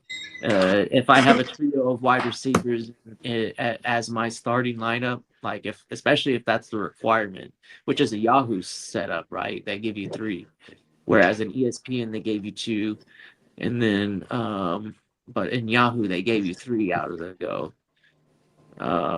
I still think that I had a lot of success just going, okay, I'm going to bully the league with the top receivers ever since like I started playing fantasy. And the whole time I've been playing, this double hero RB has been the top of the town. Like, oh yeah, you got to get the double hero. Unless you're not getting Bijan and Gibbs, dude. It's like it's kind of like a roll of the dice. Whereas if you target like a CD Lamb and a Jettas, those are like, man. And then if you're waiting around in round 3 and you have the ability to get one of those running backs, I wouldn't push it because that wide receiver is probably pretty nice still because those running backs have been going off the board. It's that dead zone. Yeah. Getting that dead zone, you're like, okay, that means something, right? Right. So you don't touch it. Don't touch those guys.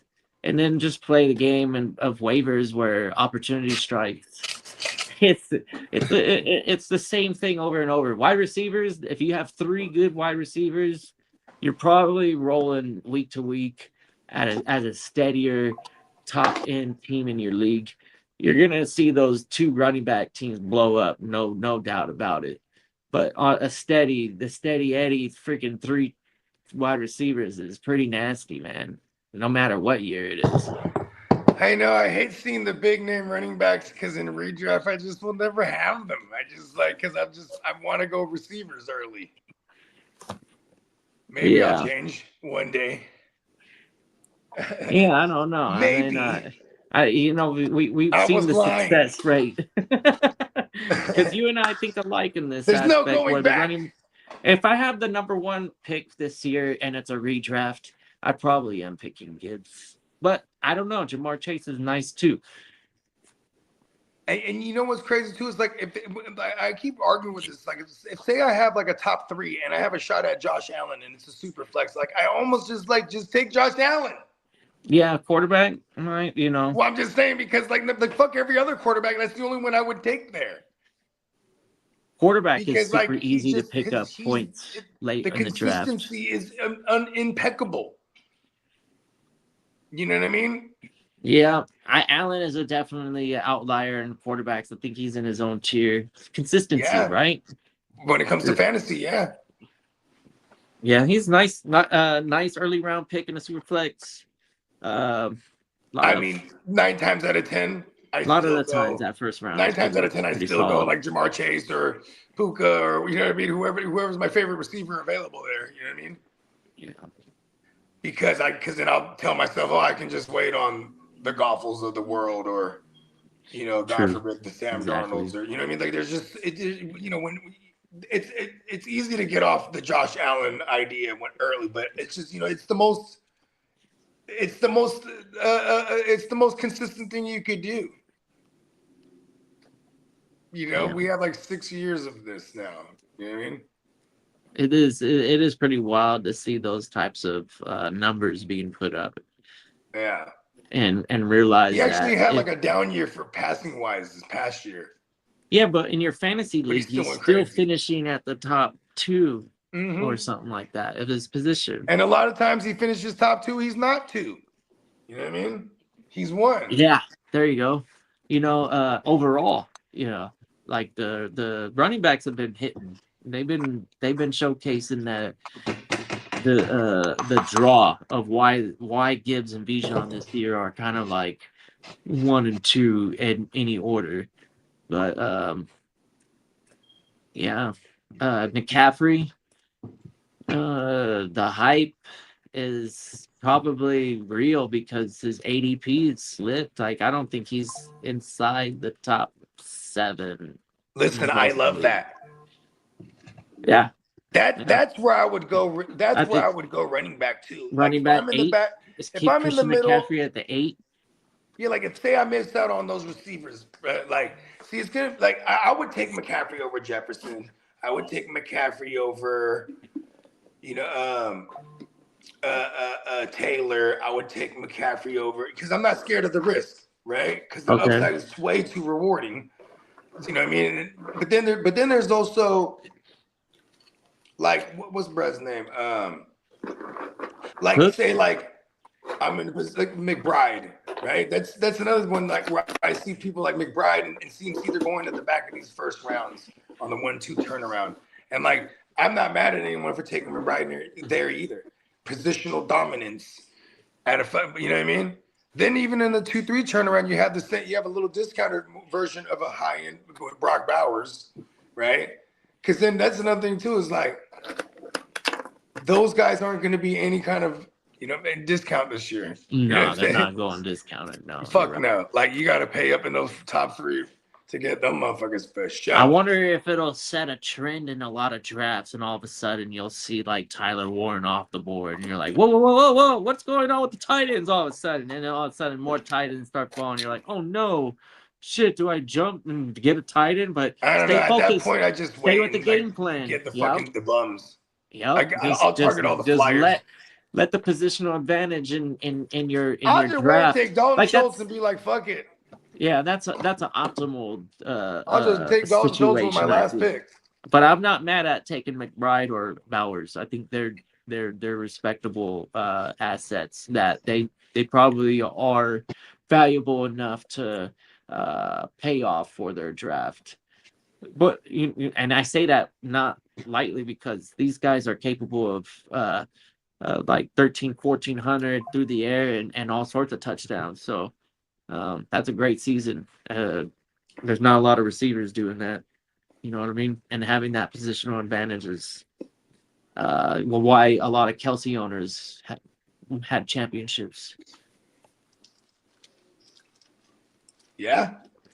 I mean, and then it got to a point where like, we wanted that security that we felt. So he was going up like as early as the first round. I mean, shit, I was guilty of it that 1 year.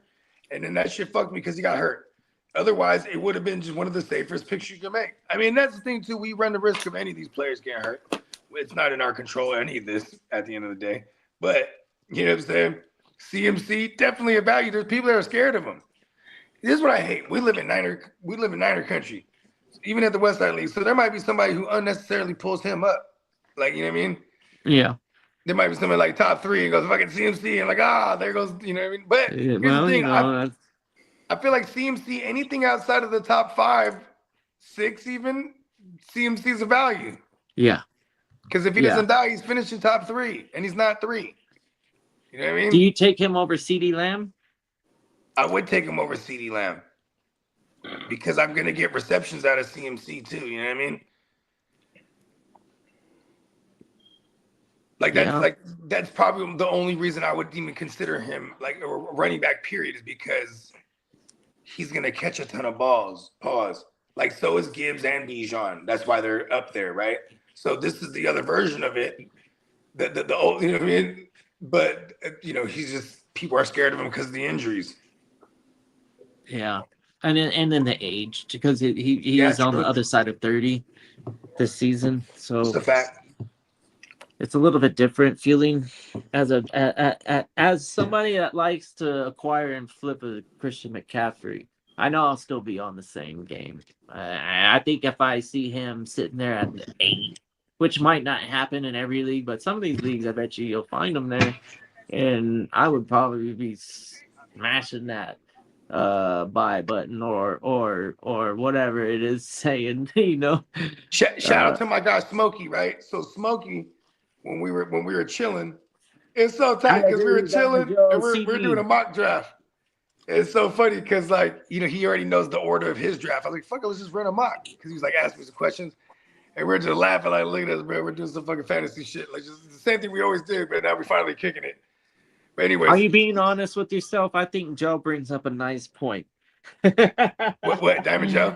Are you sure in real life, on an actual clock, you're taking McCaffrey over Lamb? I would do it. All right. I think Lamb's gonna fall to the second, and you got to take CMC in the first. There's a world where motherfucker have CMC and CD. Huh. Like say I'm at the back. Okay. CMC in the 14 team, CMC probably doesn't fall all the way into the double digits, right? No, right? And what? No. How heavy is this group at receiver that we got in the West Side? That's one thing you got to consider, right? Because then, if say it goes all the receivers and like Gibbs and but we have to Bijan, start 3 and then of them. Here I am at 6. I'm mad as fuck. I might take CMC. You know what I mean? Say I'm at 7, and I mean, because that's another thing too. Is like, like I said, I'll take him over Jefferson, and I wouldn't take him over Lamb. I don't want to pull up Lamb that high because I would rather pull up Pickens there at that point. Who's going first, Pickens or Lamb? Pickens is balling a little bit. Who's going first, Pickens or Lamb? Oh, Lamb, 100%. Not well. I guess I can't say that for a fact. 100%. You know what I'm saying? In my world, I feel like Lamb and is still and Pickens are probably going like near each other.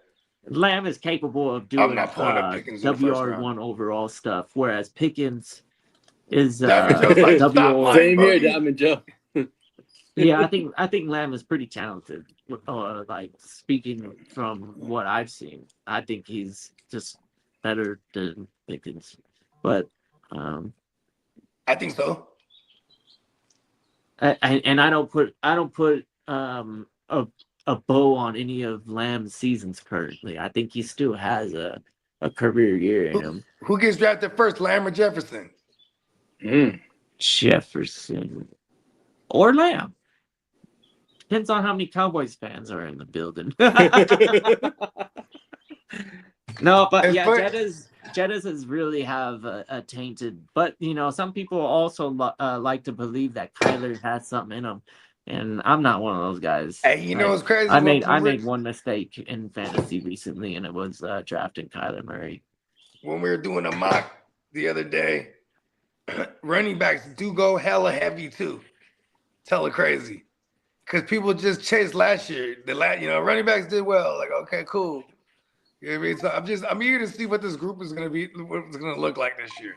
Because you're obviously going to have Josh Allen get drafted early. Yeah. In the first, more than likely. Superflex is a beast. I love Superflex. Right? Sorry. Yeah.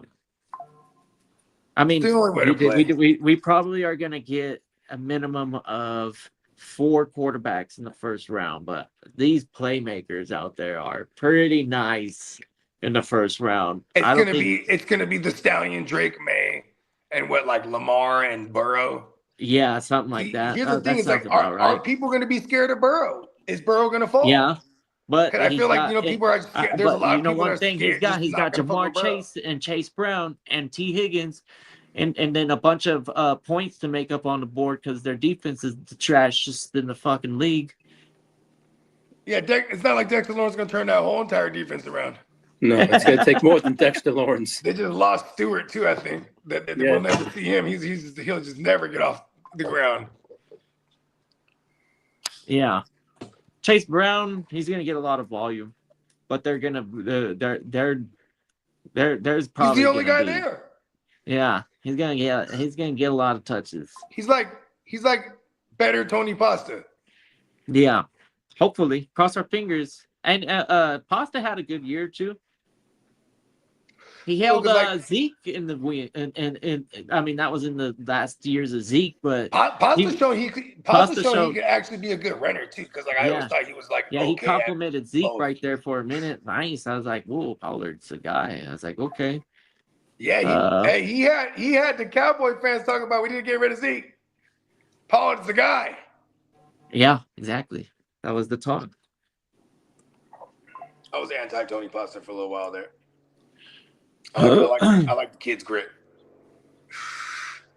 But yeah, Chase Brown, he's one of the only. Chase Brown's the cheap bell cow, if you ask me, bro.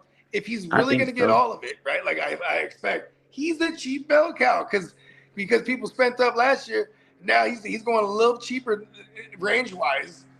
You know what I mean? Like he's not going outside the top four rounds or 5 rounds, probably in a super flex. You know what I mean? But that's decent value if you're picking up your first running back. You know what I mean?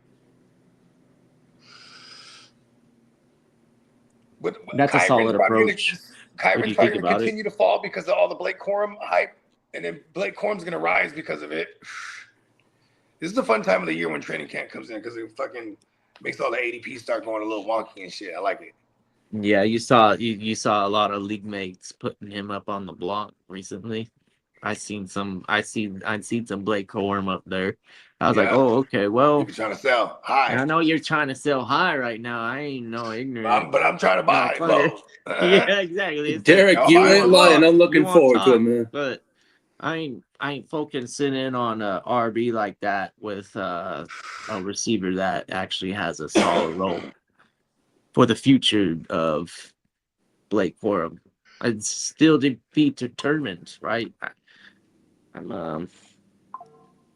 That's a part of the reason why you draft wide receiver heavy anyways, is because you want to stay consistent and have that nice ability to have that week to week aerial assault. Yeah, there's gonna be more consistent productions, especially for us when we play PPR. I always have that in mind. I play in PPR for like the first or 2 6 PPR years, leagues. For the first 6 years of me playing fantasy, like it was like I remember I was a big Calvin Johnson guy. So I was like, I remember for like 3 years straight, I had Calvin Johnson in the first round, and then you know like 2 out of those 3 years it worked out. You know what I mean? Yeah. But making a long story longer, then I quickly morphed. What's up, so Biggs? that was like the first couple years. I mean, then I had played for like Julio 6 years straight. I Jones played like and heavy running back. Des And I would Bryant. just target all the PPR receivers. You know what I mean? I would have all the Keenan Allens and the fucking what is his name? Fucking Edelmans and the fucking Pierre Garçons and just these. I would just have all the heavy hitting running backs and just have like 1 or 2 PPR receivers. Because even in those days, I might only been in leagues that had played only 2 receivers. And we had two flex though, so I'd run 4 running backs. You know what I mean? Yeah, that one's a fun alternative league. What do they call it? Standitos? Yeah. The 2-2, the 1QB. 2-2-1, the 2-2-1, the no flex, and then only one quarterback, obviously. Mine had 2 flex. That was like my favorite format. It was like 2-2-2, and then 1 tight end. But then like I grew tired of that. You know what I'm saying? Yeah, I get too fascinated with so many names. So the bigger the lineup you give me, I get kind of excited. Pause. I'm like, all right. Right, like I can start all of them. Yeah. I'm like, right. Let's see. Exactly. I don't have to make those hard decisions like in those little itty bitty leagues. Yeah, like Diamond Joe always points it out, bro. Anytime we have a 3 flex league, bro, like the 3 flexes are very crucial. You know what I mean? Like, oh yeah, they're definitely difference makers. If you're heavy flexes, if you're what's your team name, bro? In the other league that we play. Oh, Sexy Flexy. Yeah, there you go. And I think I just took a picture of whatever Niner hat I was wearing that day when we made the league. I was like, fuck it. Put the SF for Sexy Flexy. Yeah, that definitely does. Oh yeah, I'm moving that joint. I think I am still gonna do that because everyone still. When I started kind of talking to the guys on that, they're down with to move to sleeper. So I'm moving it to sleeper. That was the only thing holding you back, really. Yeah, because then I love those guys. Those are, you know what I mean. And and the reigning champion. Shout out to my guy Ike. He got in there his first year and won it. So you know what I mean? I was like, I can't just dip like, oh, I brought an Ike. Now we're shutting the league down. Like, because he was like, I'll move to sleeper. I'm like, let's go. Yeah, and then my nephew, that's the only league he plays in. Because he used to play in all the leagues, but he was like, he just, you know, he narrowed it all the way down. He's like, that's the only one I like to play in because it's $200. So I'm like, all right, you're right. You're right, Neff. Diamond Joe. Where do you think he got that nickname from? I mean, you can go back. You can go back to all the way to the very first episodes of the Playmakers, where he was already calling himself Diamond Joe. Does it have anything to do with Yahoo and having a diamond, whatever the symbol? Yes.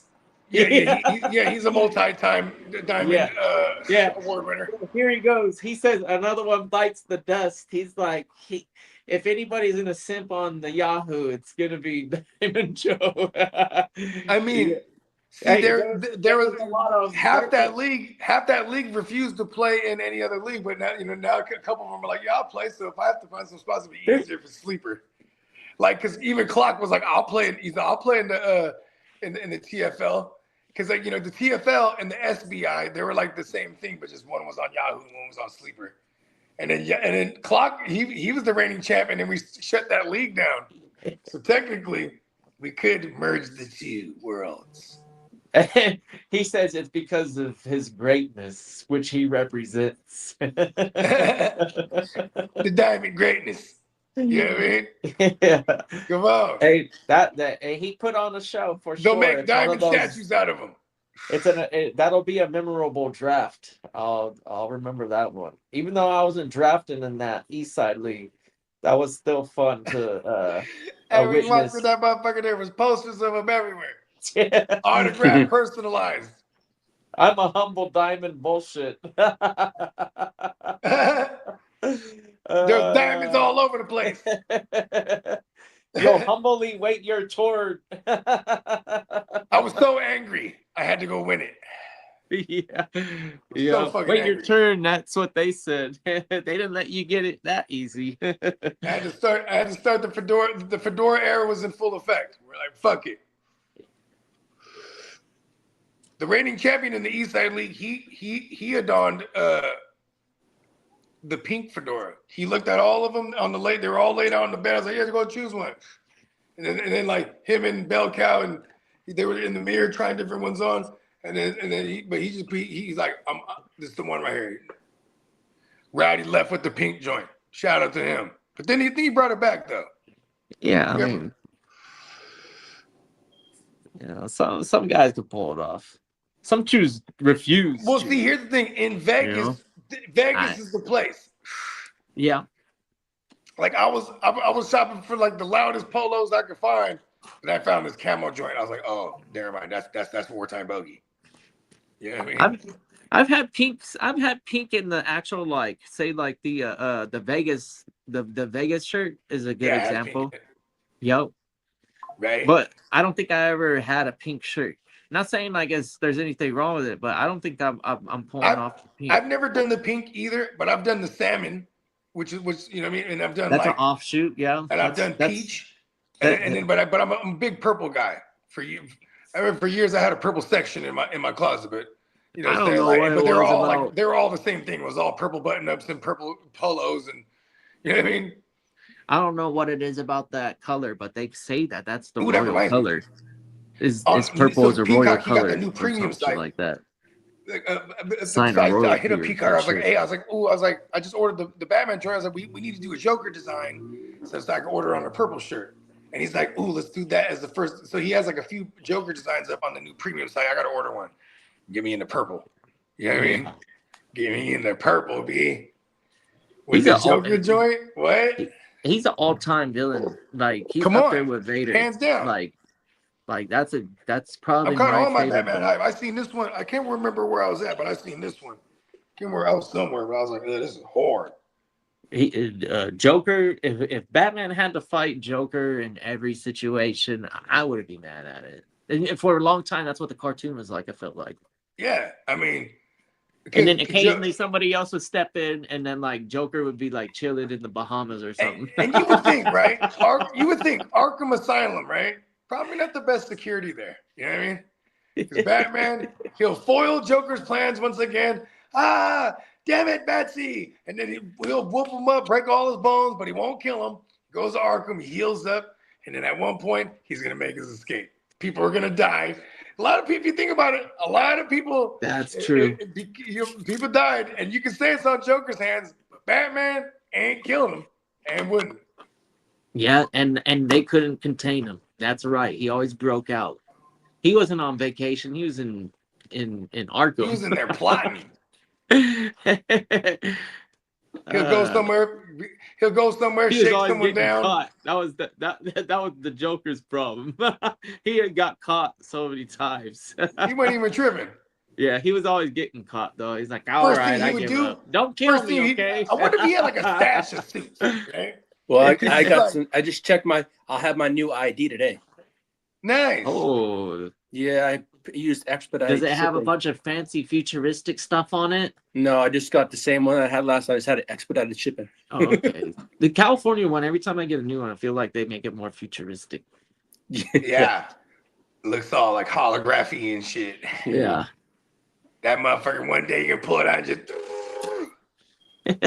No, it's on the phone now. Identified. California passed that law. You could just carry it on your phone. Oh, where? Digital. Yeah. Yeah, So giant you forget your wallet. Man, I was at and the you got liquor your store. They phone. wouldn't let me do that one time, bro. You know how many times people get pulled over and they're like, "Oh, sorry, officer. I was just so concerned with going to work that I forgot my wallet." And they're like, "You brought your phone?" It's like, "Yeah, I never forget my phone." You know, stuff like that. I'm sure people are more likely to forget their wallet and then their phone, especially the younger generation, right? Listen, The ones I ain't gonna that lie have to you, only bro. lived in a lived in a long-standing member of the underworld, I was never had a wallet, bro.